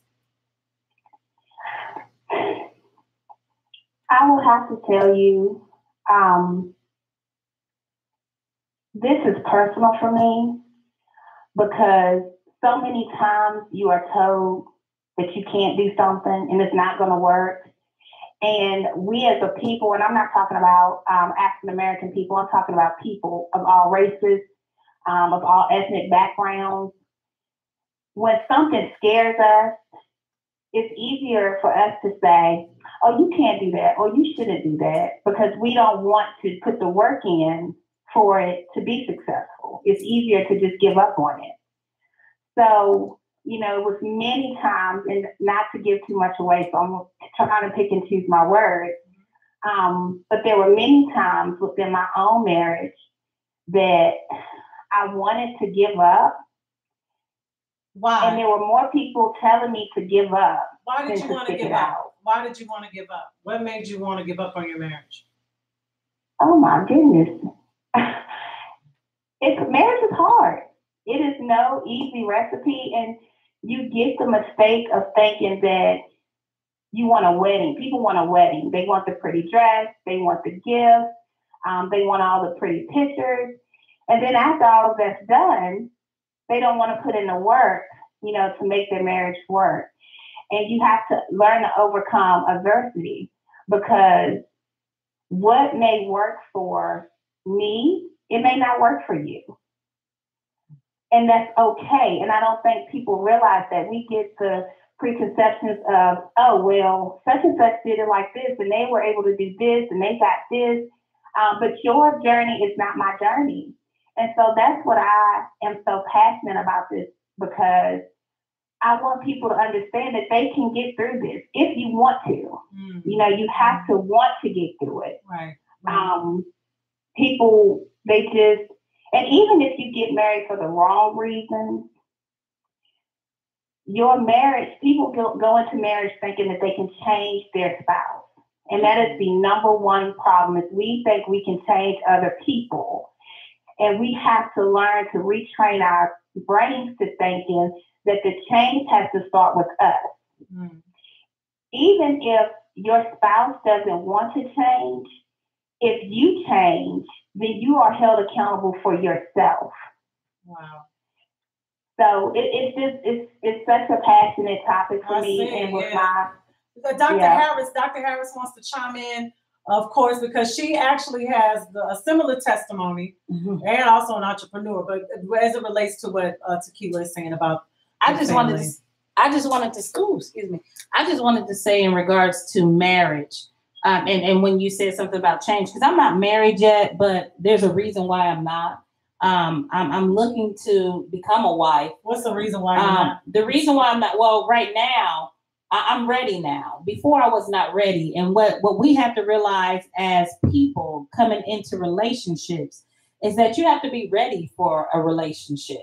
You know, you can pretend and you can rush into stuff just to, make it look good. But if you're not prepared and ready for that relationship, when you go into that relationship, all of the things that you didn't have to go through in your, if you didn't prepare for it, you have to go through it. And then what happens is this: when we can't change anybody else but ourselves. But when we do change, you have to realize that it's a lot of time for that other person to change. Just because you change, just because you're maturing, does not mean that at that same time that your spouse is going to do the same thing. Sometimes, and see, as women, what we have to understand too is that the reality of it is that we can either, now we don't have to take no abuse, we don't have to take, but the reality of it is that a woman can either build her house or tear it apart. And that's the reality of it all, right? Because we are the strength of our household, even though the man is the head. And see, that's what we have to realize. It's very important for us to understand that when we're working, God sometimes mature you as an individual, but that doesn't mean that in him maturing you that you don't have to pray the other person into maturity. A lot of times we want to give up on that other person because we have so much of an expectation that was never there from the beginning. And that's what messes us up in relationships. Tequila, can you relate to that? Absolutely. And one thing I want to piggyback off of what she is saying too, because we want to, in this day and age, we want them to have a great job. We want them to have a nice car. They have to make a certain salary. Like, we have all these conditions. But what has happened to meeting someone and growing with that person and creating a legacy together? People think that, men and women think that, marriage will complete me, or, if I have heard this so many times, if I had a husband, or if I could just find a wife. But see, a healthy marriage consists of two healthy people. Well, see, and there's difference between God blessing a union and God blessing mess coming together. Wow. You understand? It's a big difference. Wow. A union means that there's two people that can agree to come together for one specific cause, and that's to become one. But when you bring mess to the table and another person brings mess to the table and then there's no God in it, that's what the problem is. And sometimes even when God is in it, when our humanness starts to take over our godliness, then we forget what we said when we got into that relationship. Wow. Especially in a marriage. See, there's vows in a marriage, and trust me and believe that all of those vows are going to be tested, no matter who you are. Pastor One says, marriage is a business. Compatibility is very, very important. Physicality is not the only attribute of compatibility. It's a business. Do you agree with that, Tequila? Yes, I disagree. Marriage is not a business. And if you go into it with that mindset, you're already in it for the wrong reasons. It is not a business. I don't agree with that. Well, it depends on how that person was saying that too, because you can look at marriage as a business. You can look at it as, when you start a business, it's a baby, right? And it has to grow. Now, if that person is talking about the growth of business, I can understand that, because sometimes people, it depends on which way they're coming from. Because of course it's not a business. The whole thing is about our Father's business, and that's what we fail to realize. Right. In a marriage, when we say our vows, we don't even say our vows to us first. If you're not saying your vows to God first, then that marriage is always going to have chaos. Yeah, he said marriage is growth. It's like a business. Tequila, would you agree that it's like a business? Because you've been married now for 15 years, 20 years?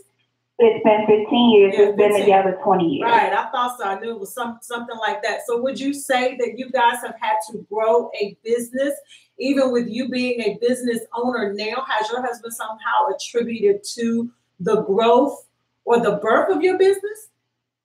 Oh, my goodness. Absolutely. Because I could not have done this without his support, because we had to sit down and I had to say to him, this is going to pull back some layers on some different situations. And it's some things, they still are a little painful. But we have to be able to be transparent if we're going to be able to help people. And something I wanted to say to Dr. Harrison is I get it. But I get what she said about, putting God first and things like that. But in all honesty and being completely transparent, when we got married, the only thing I can tell you that what we knew for sure is that we loved each other. Well, neither one of us thinking about putting God first, and we want two healthy people either. Wow. So, and that's just being transparent. My husband wants to say something. Pastor T wants to add to the conversation. Yes, I mean, I like the way the direction that the conversation is going, but when I think in terms of marriage, I always have to put the template together that was given to us in the beginning of time, because when typically marriages were put together by parents, and so in a sense it was a business for the parents, because if it made sense for the parents that this individual, families unite to make one another stronger. I would agree with that, And so as we moved into the 21st century, especially here in America, this is the reason why we got so many families that are broken, because America has taught each and every one of us to be individuals, as opposed to being a unit, a well-oiled machine. You know what I mean? And we buy into that fallacy, when the reality of it is that a family structure is always about what pushes the family agenda forward. You know what I mean? Regardless of what it is. If I support you here, support me there. And so when you take yourself out of the equation and this idea that I need some me time, all these are terms that have been given to us by 21st century America. And I understand where you come from in the 21st century. That's fine. It's understood that you need your time. You know what I mean? Well, Pastor Turner, what time are you talking about? Are you talking about time outside of the house? Right. Or are you talking about time going to a bathtub and taking some me time? Because we gotta know the difference of what's being said. Just like when that person had to clarify about business, he wasn't saying that marriage is a business. He was saying it's like a business. It has to be developed and it has to grow. So what type of me time are you talking about? When you say you need some me time, that means that whether you got to go to the mall, you want to spend time with the boys, and so on and so forth. Here's my opinion. When I sign up for marriage, I sign up for all that marriage entails. When you have children, you sign up for what that means to have children. You don't have a right to be talking about your time. You brought lives into this earth, and your responsibility is not yourself, but to govern your children to that end. And so even animals have better parenting instincts as we as human beings. Hold up, Pastor. Now, I know you're not going to agree with that. Hold up. Even Jesus needed his own time. Even Jesus had to go out and get some time with God by himself, or go and do him, without everybody else. So if that's the case, if Jesus had to do it, what makes you think that we don't? Because here's the thing, you can take your time. Even when Jesus went to Gethsemane to take his time to himself, he either needed some rest to get some sleep, but he was still there in the ship. When he went to they was right at the hill. They was right at the helm of it. He didn't leave his family, just like parents of the day when you say leave. But follow what I'm saying. Okay, can I jump in for a quick second? Go ahead, Tequila, and then back to Pastor T. And I definitely want to respect everybody's point of view. However, what I would like to say is that everybody on the face of this earth needs some me time. Exactly. And that doesn't mean you get to leave your family or abandon it. Right. But going to the mall ain't abandoning your family, right? No, but follow. Right, Here's where. Go ahead.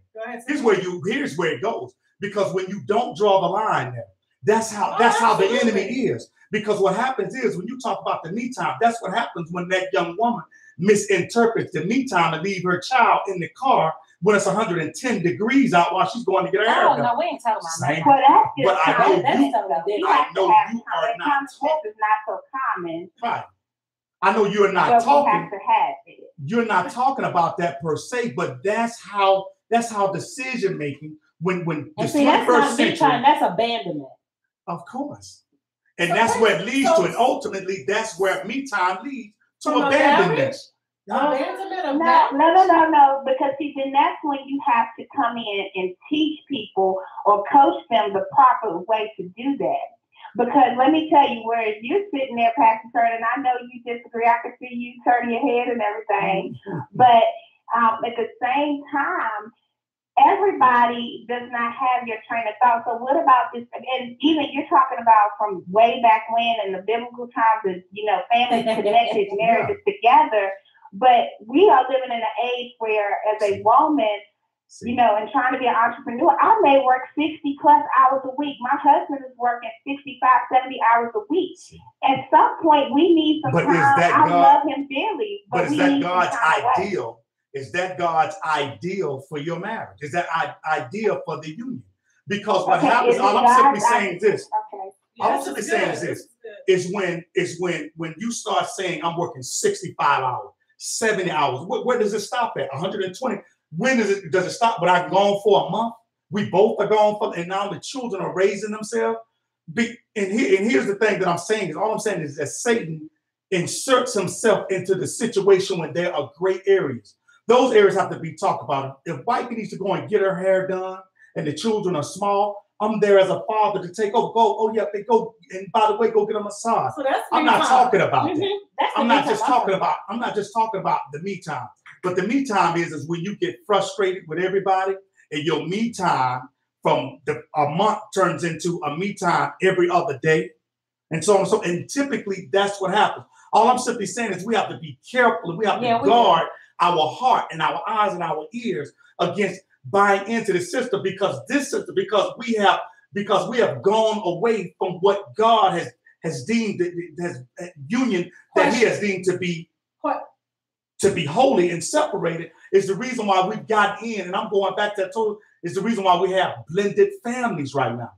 You know, people leave because I don't like the way that they comb their hair now. I don't like, and we want, because America has told us it's okay to leave an individual. I have it's to okay.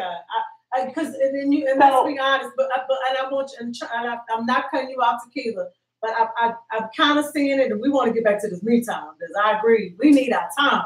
But do you agree, Tequila, Dr. Harris, that we do see a lot of families who run now for little things like family struggles? I even asked my husband the other night, it was something on TV about a couple that had been together for 40 years. And I was saying, wow, what is the difference in couples from the 60s and 70s, our parents who stayed together versus now, even now, one of my favorite reality stars, she's divorcing her husband after 23 years, even though that's been a long time. But what is it that makes people run versus sticking and staying? What is it? What is that breakdown? Because we have bought into this 21st, and you cannot separate what God's best idea was for marriage. Here's the thing. How can after 65 hours, working 65 hours out of a week, then you turn around and say, I need more me time? You already gone 65 hours out of the week. Now that's God's best intention was not for the woman to go and have to work 65 hours in the first place. And you say that, but when you're building your own, you don't get to take days off. When you think about the virtuous woman, this comes from different angles, because even in Proverbs 3, 5, and 6, you know, when it talks about the that's trusting Lord with all our heart. Proverbs 31, when it talks about the virtuous woman, everything that woman did, she spent a lot of time making sure that the family was good, but she also made sure her maid servants and manservants are good, which is her employees. She also made sure that she still done the things that was necessary in order to hold her family together. Right. And the only thing that is spoke of when it comes to her husband is that he sat at the gate of the elders, which meant that he was the protection or the spiritual protection over the family. But does that mean that right now, and see, the thing is that, and y'all have a caller coming in. Hold on, Tequila. We're going to take a call. Just hold tight. Hey, good evening, caller. Welcome to Straight Talk with the Turners. Go ahead. What say you tonight? Who are we talking to? Okay, so this is Sherry Hill. How y'all doing? Hey, Sherry. Thanks for joining in. Go ahead and give your perspective. Well, I mean, I can certainly see both sides for sure. But one of the things that I think the most important point that's being made here is that we are certainly stepping away from God's idea of what our life is supposed to be like as husband and wife. I think we have totally stepped away from that, and that's how come we're experiencing so many problems that we experience today. Because really, it's like we have this joke amongst our friends that men are the new women and women are the new men. It's just like we've exchanged roles. We have stepped totally out of the role that God placed us in as man and woman. And I agree, it's like we don't have time. We need this me time because we're overworked, we're over everything right now. But if we would step back into those roles and go back to the principles that God set up for us, see, everybody looks at the things So question is, Sherry and Pastor T, should wives be working? Should women be working? Here's the thing, is that God's idea was for the man to be the protector and the overseer of his house. Mm-hmm. My wife doesn't have to work if she doesn't want to work. Mm-hmm. She wants to work. Mm-hmm. But I would say this as well. If every day you come home, because you're not built like a man to go out here and exercise dominion over there and not be stressed in your body, going through your ups and downs emotionally. And then we feel the wrath as a family. And that tears at our family because you were not designed to preach and oversee and usher authority over men. God designed it that way. It is not that God was saying that you are inferior to the man. And I know that opens up a whole nother world of can. But it's God's word, and God's word is clear. Wow. If you compromise His where word, does it say that in God's word? Because see, the thing is that I have a man's perspective. I have a man, and he's a pastor. Also, Pastor Coleman is joining us, and he says, "I agree with the pastor. I work 60 hours a week. I run my own company, so that my wife doesn't have to labor as hard. I don't mind giving my wife her time because she truly takes care of the home." And family. And thank you so much, Pastor Rodney. I'm looking for you to call in. And so it has to be a conglomerative effort, and it can't be an emotion that a relationship is driven off of. It has to be an organization. And that's why, and what I mean by that is it has to be, like you said before, going back to the basics is good. But the basics, the reality of the basics is that the woman has always been the laborer in her household. But the thing about it, here's the thing, there's a different kind of, not in every area of her life. And that's the problem that we do. Oh, yeah, we do have that problem. What's the problem? She said in the household, but not in every area of the life. We have to allow for the man to take his role. Yeah. But as a woman, it is designed for us to make sure that we have, that's why I said we can either tear our household apart or we can keep it together, one of the two. I agree with you. But here again, if I'm going out here exercising dominion, I'm exercising dominion over the land, which is God. And I want to feel, I don't want to have to worry about these Amalekite spirits going in my back door when I'm out here working and at war. I need my wife to be back there taking care and raising the kids and showing the kids the way to be. And this is the reason there was the great theologian, Nemesis Mark said that every generation is only, every society is only one generation from barbarianism. Wow. Meaning that when children are not raised up right, those are your next barbarians. Because they are raising themselves. And who's raising them? There's computers, got telephones, social media, Monique, President Trump, how he wants to do it, Jay-Z. Yeah. Let me give you a perfect example. I had to actually, I was working in corporate America. I held a high position. And sometimes I was at work for 16 hours, right? And one day a light bulb just clicked in because my youngest daughter was only 11 years old at the time. And she had all of these teenage brothers and sisters. And because of the situation that happened, it opened my eyes to say, are you going to either raise your family or are you going to let this corporate America tear your family apart? And I had to make a decision to quit my job to be a mother. Was it an easy decision? No, it wasn't. But it was necessary because if not, my youngest daughter. What do you do? What do you do when you don't have that luxury? I know we have another call coming in because truly some women do not have that luxury. And when I say that, some women don't have it. If they're not married, they don't have the father that's saying they don't have a village or a support system. But that's what I'm saying. I didn't have it, but I stepped out on faith. This is how Satan has come in and diabolically torn away at the family strand. And when other societies sneeze, we catch a cold as Black folk. Yeah, and so with women economically, I was reading today, it said that women get paid. It would take the average Black woman to work 7 months in 2017 just to catch up with a white male worker in 2016. You have to work 7 months in that. Listen, go ahead. Yeah. I don't want to interrupt you. Yeah. And so when Tequila, when she said that we are building something, what are you building? Bring her back in. Let her answer that. Right. What are you building? Unless God buildeth the house, the man laboreth in vain. Tequila, what are you building? Tequila, I want you to answer that. And I want to also read something while we're bringing Tequila back in. DeWanda Lee, thank you for joining us. She says, but you also have to remember the new generation, even in church, do not understand what a virtuous woman is. They think it means cheat on your husband and lie to the church on Sunday, use the church money for a job so they do not have to work. I feel you being a little facetious, DeWanda. I feel that there's a story in that statement, but if Tequila's still on the line, let her come back. The only thing that David's men, his warriors, if the only thing they ever had a problem with when they went out to battle with David was when they went out to Ziklag and they came back and their family was in ruins. They stayed in the cave with him. They fought from behind with him. They fought against more numbers than themselves. They didn't mind. But the only thing that a man cannot handle is worrying about my household, whether my kids are all right or whether my children are all right. And the woman has to stay grounded for that. So the Proverbs 31 woman, essentially to keep that in context, what God was basically saying is the same thing that you said. A woman can either build her house up or tear it down. Everything that she did, she knitted wool. And everything she did, her children called her blessed. All right. At the table. Paula, thank you so much for joining Straight Talk with the Turners. Go ahead. Who do we have on the line? You have, hey, Kathy Reed. Hey, man, how are you? Finding you. How are you both? Good. Are you enjoying the discussion tonight? Amen. Very, very interesting. Very interesting. The word of God, as we know, the man is the head, and God has ordained order.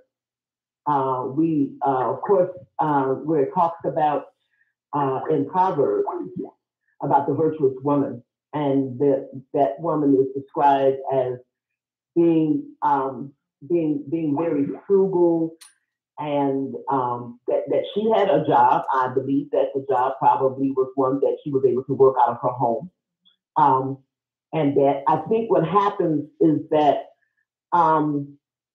we women that are strong women or that have to work, I believe so, because society has it where you have to have a 2-family income in order to I guess to live the way one would desire to live.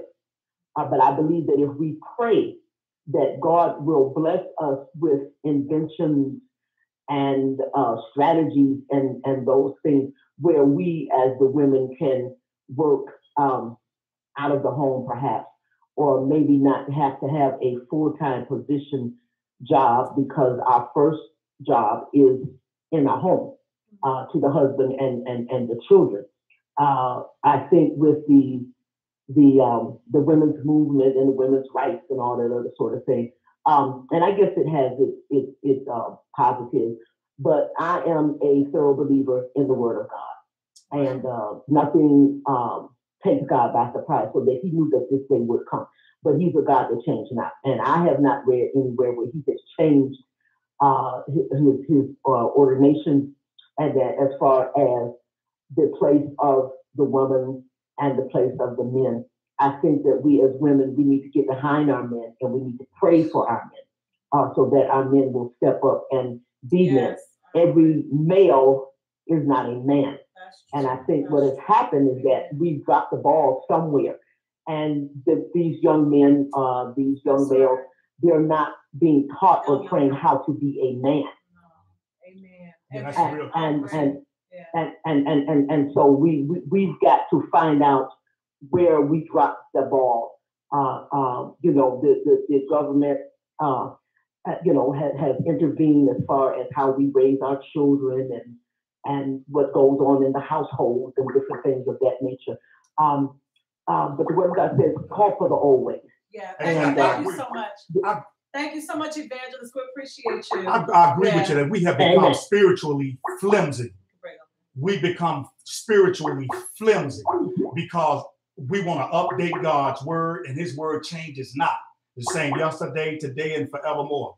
And so my thing is one thing I can tell you based on experience is that when I had little money, I still had money to spend. When I had a lot of money and I was doing the right things with my money, I had just as much money to spend. But when I had even more money than I should have had any problem for, and I was living wrong, amen, and I was living outside of God's will, I had no money. Wow. I'm here to testify to you. You can work more jobs, you can get more this, you can get more that, but we have not signed up to worship Jehovah Jireh. We worship Jehovah Jireh, our provider. And I'm here to tell you, it don't matter how many hours. You can spend more hours, you can work more hours and overtime, and you still gonna be behind the 8 ball. If you try to update God's word. The house gonna be out of order, everything else gonna be out of order. And a child will fight a stranger that he does not know.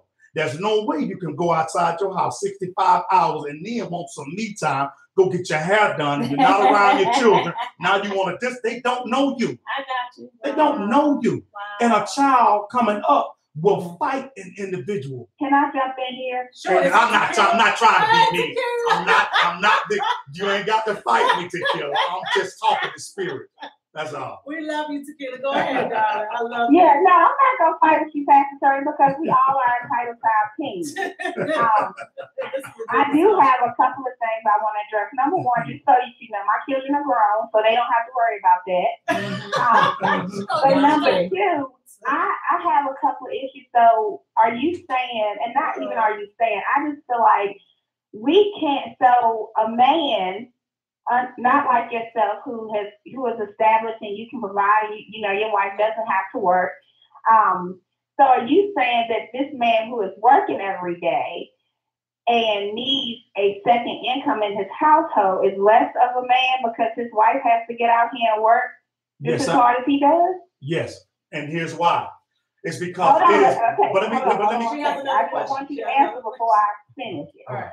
And this is where we would have to agree to disagree. Yeah. Because I feel like if a man is working hard and he is doing his best to put his best foot forward with his family, and his wife is his helpmate. Now, we can talk about biblical times all day long, and we can talk about tarrying at the altar and all these things all day long. But in the reality of the situation, how many families do you think are really living by that biblical thing? But let me say this with you, and I understand what you're saying. Wow. If I was in, I would make that same argument, but this is how I would counter that.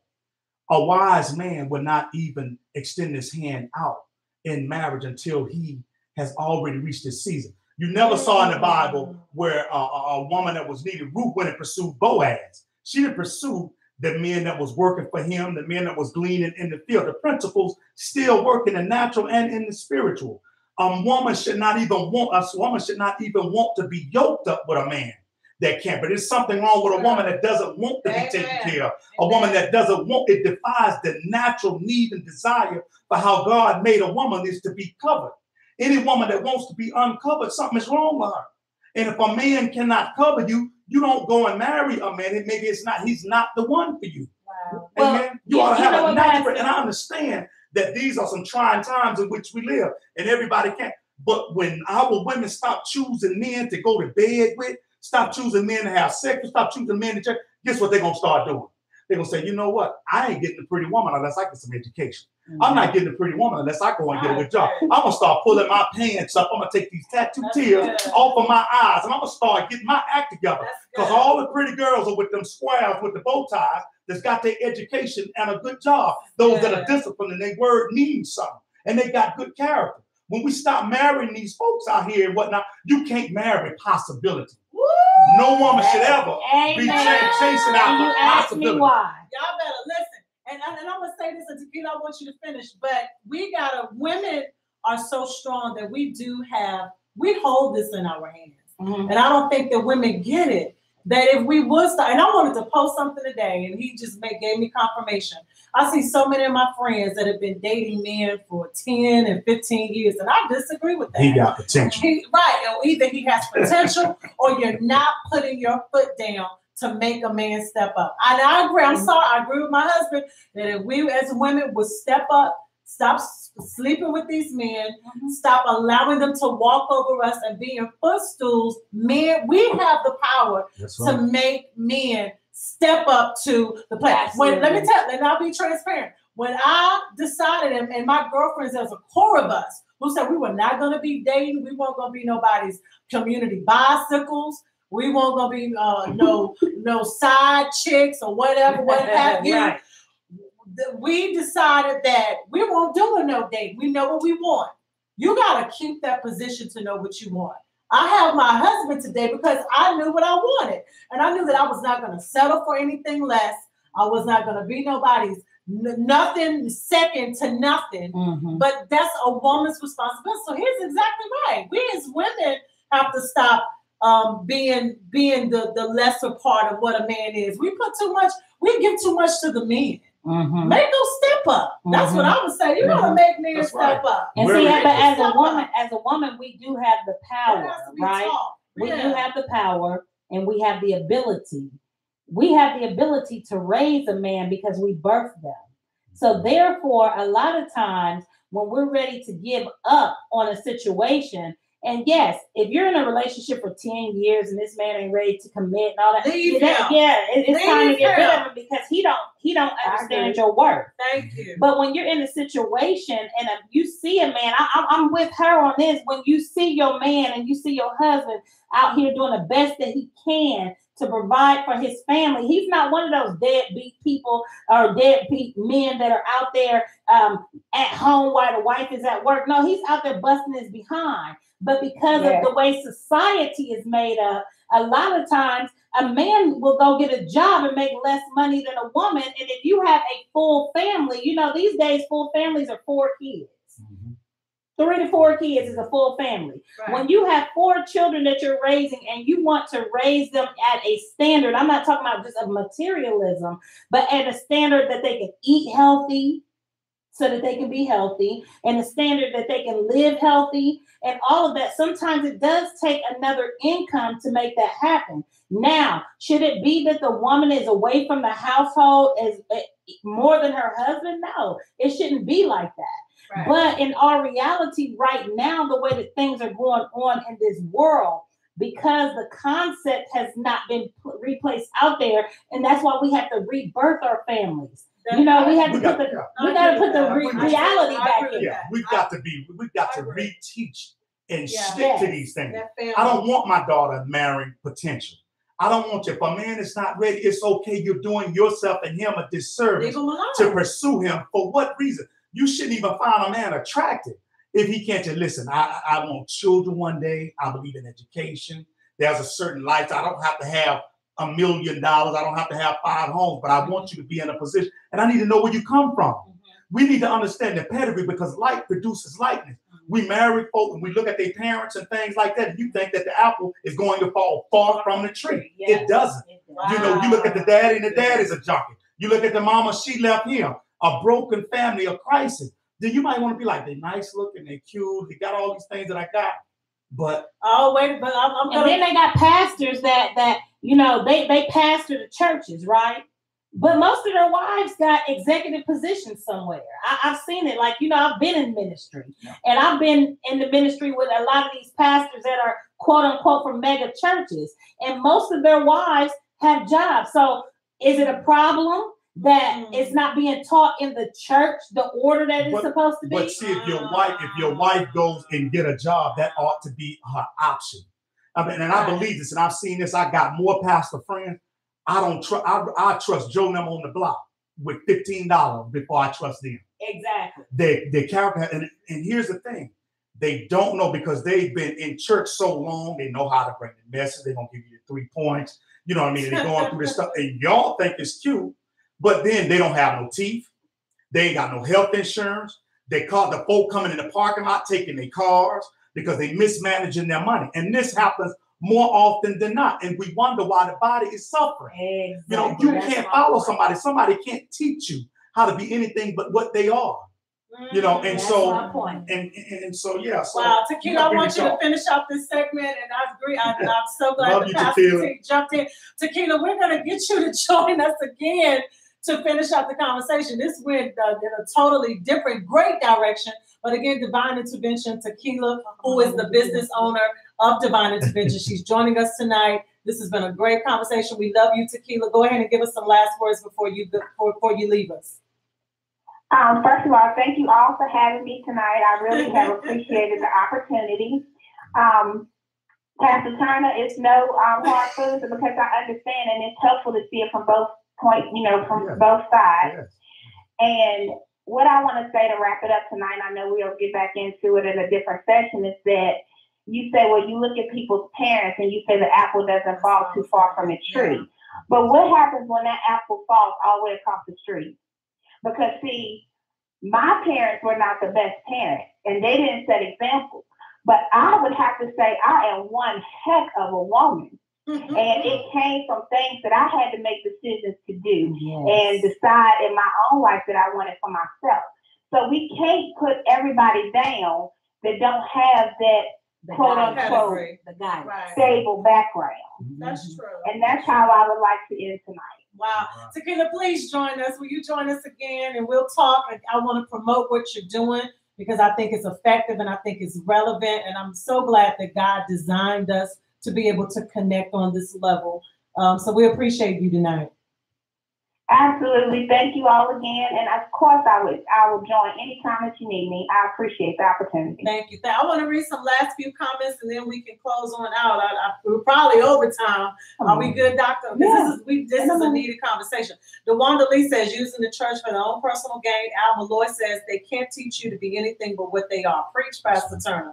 Michael Thomas says, allow me to share my favorite quote after hearing all of the strong opinions. All you know is not all there is to be known. Wow, that's right. Good. Antoinette Marble says, why does it have to be money? Self-worth is what I have said to my girls, believe in you. I agree. I agree with all this. All right. Well, we agree with those statements tonight. But again, I want to go back to something because again, it's so valuable that we teach our young women, because it hurts me to see women who I know have a desire to be a good wife, who want the family structure, but somehow or another, the men, that's not a reality for some of them. And see, it's not all men that are not established, Pastor T. It's some men who are established. Very established in their money because they're God, so they don't even have the morals and the values that it takes for a man to be that man that a woman look up to. See, for me, I have to be able to look up to my man and know that I could submit to him because of his fear for, first of all, his fear for God. That's the first thing. But then also for his respect for me as a woman. The respect for our household. Right. The respect for everything that we are and not just what he has, And a lot of times, we get messed up. And this year, I'll be transparent. And, because my husband and I, this is one of the things that we had as a discussion point. My mother at one point was a single mother. She had 5 boys. My mother had a challenge with her first husband, of course, and then he died. So my mother was a single mom, 5 boys. So she was used to having to work. She was a nurse full time. She had to work. She didn't have the village or a strong support system. She was really doing it on her own. So because of that, through the many years before she married my father, she had to make it on her own. So, one of the things we talk about is her kind of instilling in me to always make sure that you're okay. No matter if you're in a relationship or even when you get married, Jessica, you need to just make sure that you're okay, that you always have something to fall back on. And then, my husband's perspective of that is in a sense that, and right, exactly. Into the relationship. Exactly. Because, and I agree, a man should be covered. I appreciate his covering. But again, it was instilled in me that just make sure that you're good. I'm coming from an honest place because this is all us trying to learn and heal and even grow in our relationship. But so what is wrong And this is for any female that's Well, like, let like me me. say, What's I get wrong your with point. the female just I get your point. always, you know? I can't, but see what we want to do, we want to take God out of everything. And I'm sorry, we can't. I'm telling you, all of my personal success, anybody that I know, their personal success, God was all in it. And any success that I had apart from him, it didn't last long. Right. I'm gonna say that. two things. First of all, you agree. can never take care of yourself. You have got it wrong when you think that you could take care of yourself. Let him who thinks he's stand take heed lest he fall. Right. You ain't never took care of yourself. No way. God did. God always. So, Right. so that's the first thing. So we have to Absolutely. cast down these unredeemed, fallen thoughts that Satan has been filling our minds up since we were born. What I think is That's that we one. need That's to two. communicate better, because a lot of times we mean one thing but say another, and then it never has the value of what you meant to say because you don't say it. Communication is one of the most things that we as a people in relationships and families and even with our children, it's a barrier that keeps our families separated and dysfunctional. Because if that's the case, if you looking like you got to make sure that you always straight, then in reality, what you're doing is you're always looking at me out the corner of your eye. Like, I really don't trust him. Is he going to leave me today? So or is you it going to think be it plants tomorrow? a seed? It plants a seed, an unredeemed fallen seed. Lastly, this is what I would say. Satan works on what man, your time. Don't let him fool you into thinking that you're running out of time, that your plot, because women have a tendency to say, I'm getting older. I'm out of my childbearing years. I'm not going to be as marketable in 2 years as I am today as far as physical features. Some do, not all. Wow. But here's what I challenge you to do. Don't allow Satan to work on your clock, your biological clock. Time is the most valuable asset that man has that we have the least of. Satan knows it. And if he can get you to rush and push your clock and preempt God, then you'll turn around and marry a man on the corner with a gold teeth in his mouth that ain't got you no, that is did you no good. Amen. Because everything that glitters is not gold. Don't push your clock. Don't run out in front of God thinking that you don't have time. You got time, beloved. You got time. Yeah, that's good. That's good. Wow, what a way to wrap up, Dr. Ange. But as a woman, I understand where you are coming from. But when you are in a relationship, just because you have see, first of all, it's your concept of things. If you go into the relationship with a concept that, oh, I have to look out for me because, what is the because? Right. And that's what the question is. And I put myself out there because I know that this is what a lot of females are dealing with. And I want to say that because I think this is where a lot of the breakdown comes in relationships. Because sometimes we as females already go into something with that mentality that, as you said, that seed that has been planted through experience or from other women and men's experiences, that you're already going in wrong. You can't trust the individual. And that's why I wanted to bring it up. I have that same concept. Right. It's a part of the breakdown. But I have my because too. Okay. I have to look out for me because the family depends on me. And if you understand what I'm saying, mentally, spiritually, physically, you have to look out for yourself and make sure that you are in order in those areas in order to be everything that you need to be as a mother, as a wife, and as the person that holds the household together. You always have to make sure that you're physically good. You have to take care of yourself physically, mentally good, and spiritually good. You have to make sure that you are good in all of those areas, not to downplay the role of your husband, right, but to upplay your role in your family. That's good. What do you think about that? And thank you, Satin Boykins, for joining in. I would love for you to chime in. Also, True says, I'm 46. My clock is gone. Laugh on laugh. That's all right. We're gonna buy you a new battery. Yeah, we're gonna buy you a new battery. What they do when they tell you their card and when you go up in there is you can go back and you can shop on something. You ain't gotta buy it today. You can come back and bring the money later. You on the door sale, so they keep going and going and going and going. I gotta go to work tomorrow, y'all. I gotta go subdue the land tomorrow. But I do want to say this. Someone mentioned, and maybe it is Tommy and this guy, and I love how God does stuff because he'll make the conversation the way he wants it to be, out of just the spirit. Someone mentioned that we should have some type of retreat or some teachings. And when I first met you, that was part of your vision. I really believe that are part of these conversations that turn the way they do are part of us getting back to the teachings. As you stated, even Sunday, you said that we have lost the teaching. The seed has been stolen. But we need to get back, and if it's just a few, we've got to get back to the original purpose of family. God, and y'all are right in tune with this year's theme for the Black People Unity Festival. This year's theme is the rebirth of Black families. Why? Because we have to be rebirthed. We have to. Our mind, the way that we do things, we have to go back to the basics of, even if all we have is rice and chicken, we stretch it and everybody eats. Everybody is full and everybody is nourished, because man don't live by bread alone, but every word that proceeded out of the mouth of God. And every word that comes out of the mouth of God, right now, we are the mouth of God. We are, and we've got to get it back. One of the things that a lot of men will tell you, and especially men that are locked up and in prison, they go to prison because they've been out here doing all kinds of things and they leave their family. And I've heard it so many times where a grown man tells a child, everything I did it for you. And the child came back. I didn't want what you wanted me to have. All I wanted was you. Exactly. All I needed was you.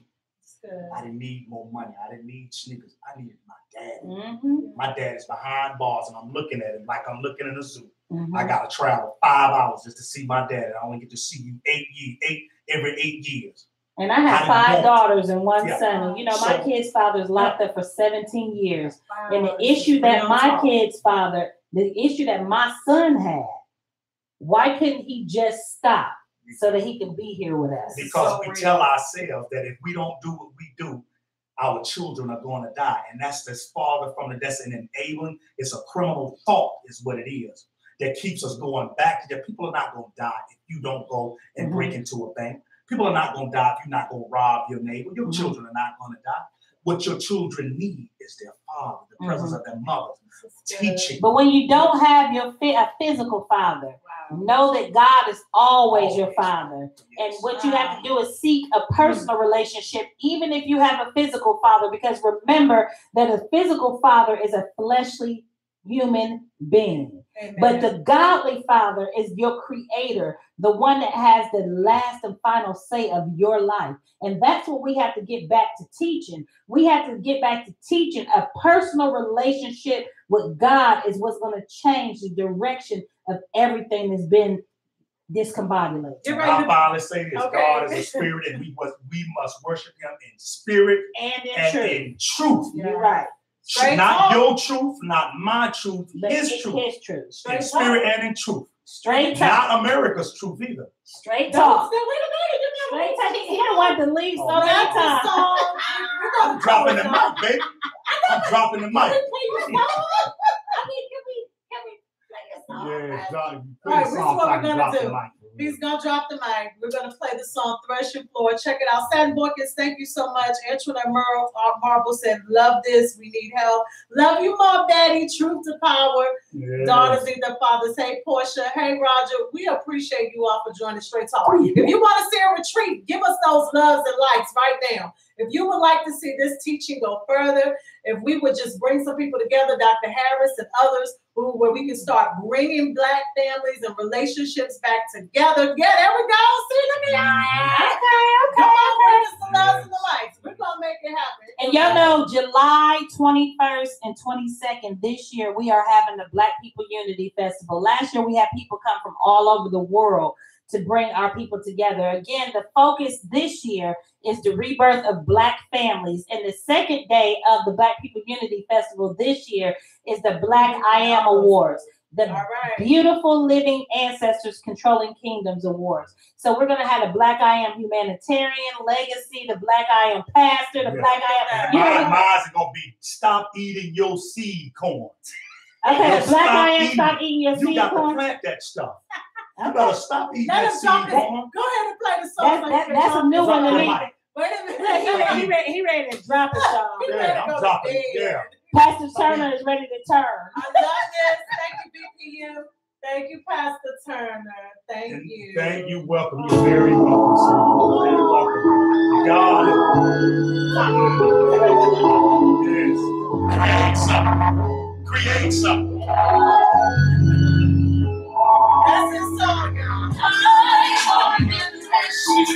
Y'all sing with me.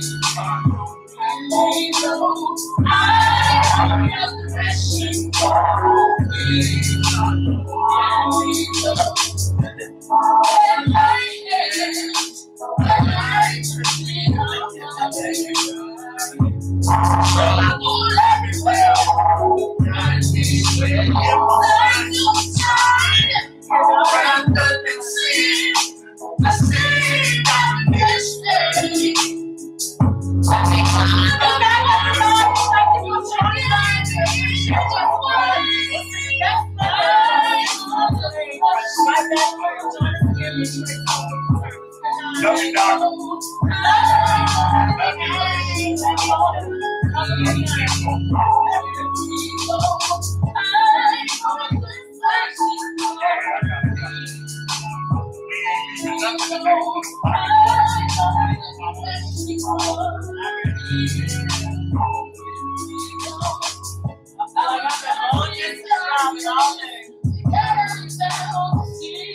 Thank you. I just been. Thank you.